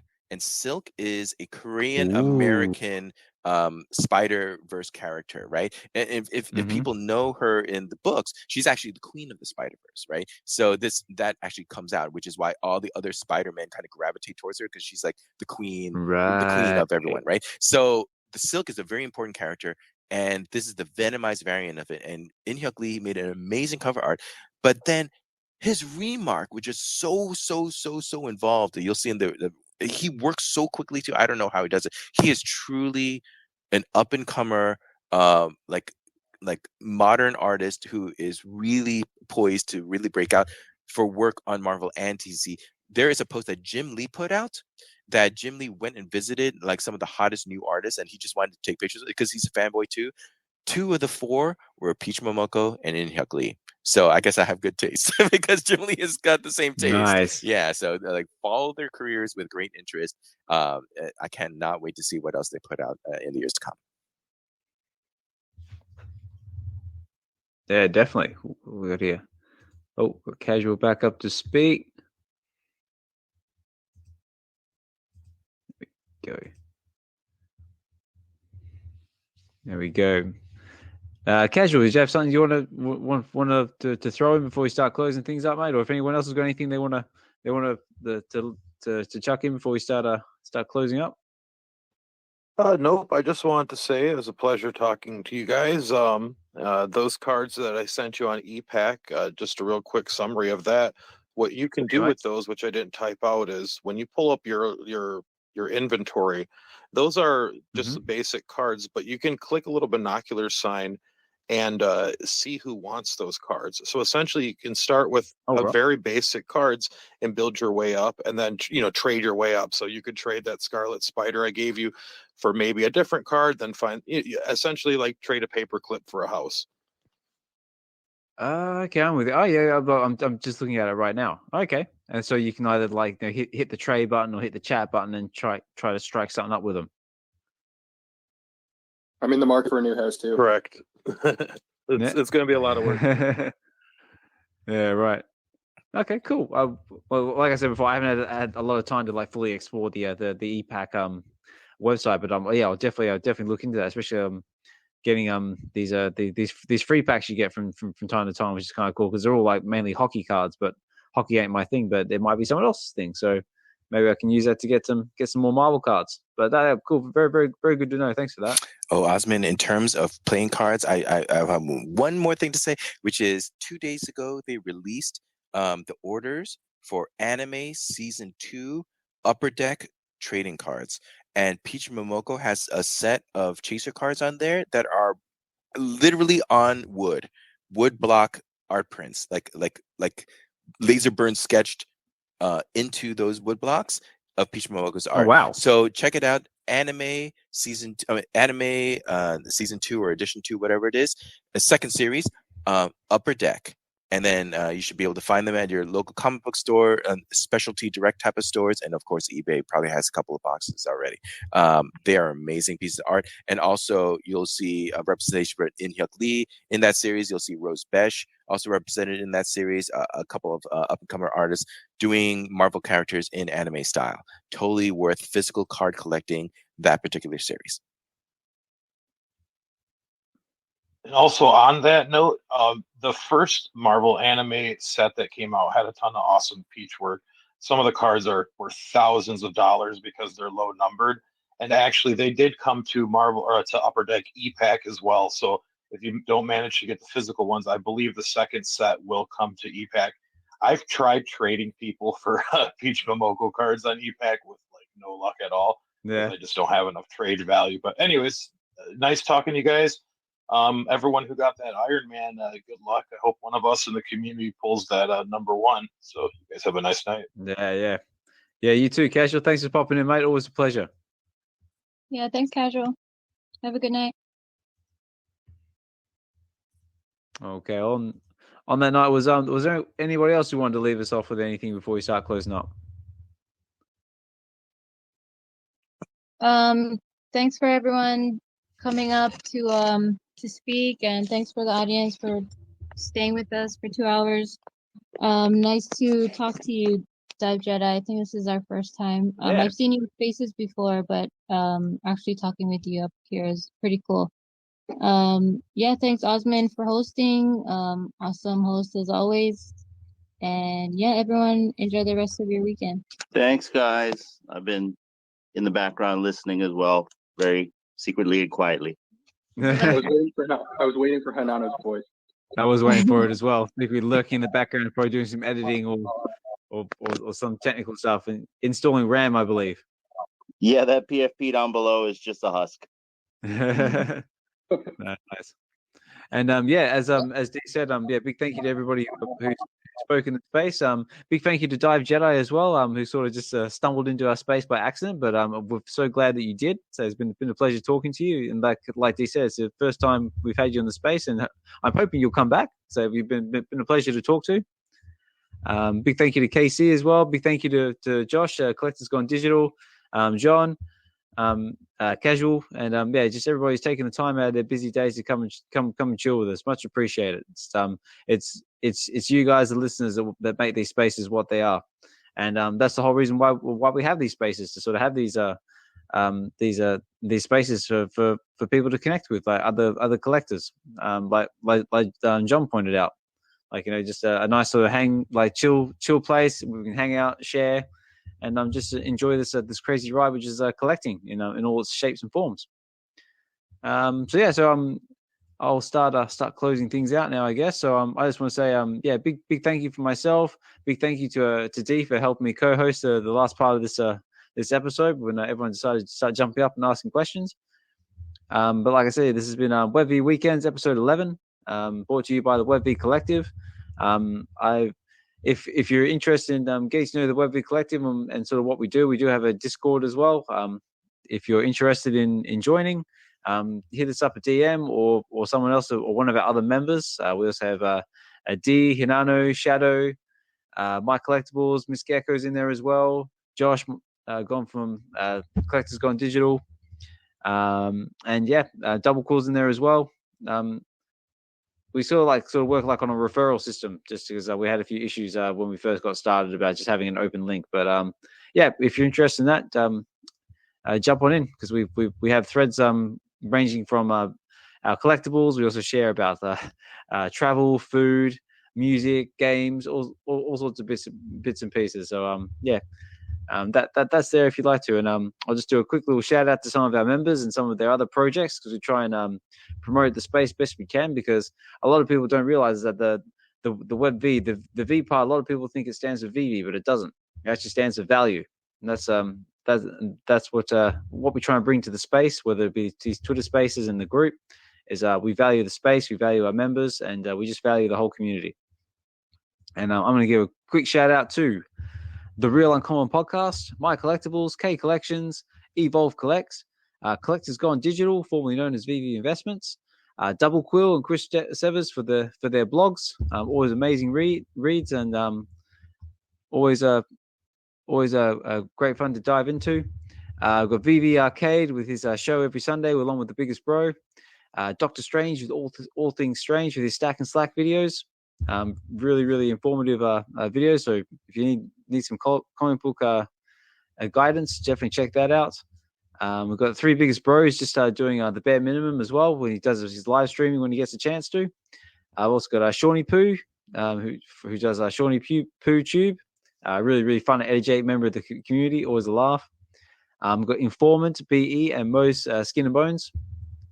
And also another one I've just added as well is Mr. Falcon, one of our resident vault builders. He also has on Spotify a podcast called Watching Films on the Toilet, which he does with his co-host Eamon, which he does movie reviews, which is very, very entertaining. And he recently just did one on the Expendables 4 and the new Exorcist movie, and his views on the Expendables 4 are about the same as mine. It was horrible.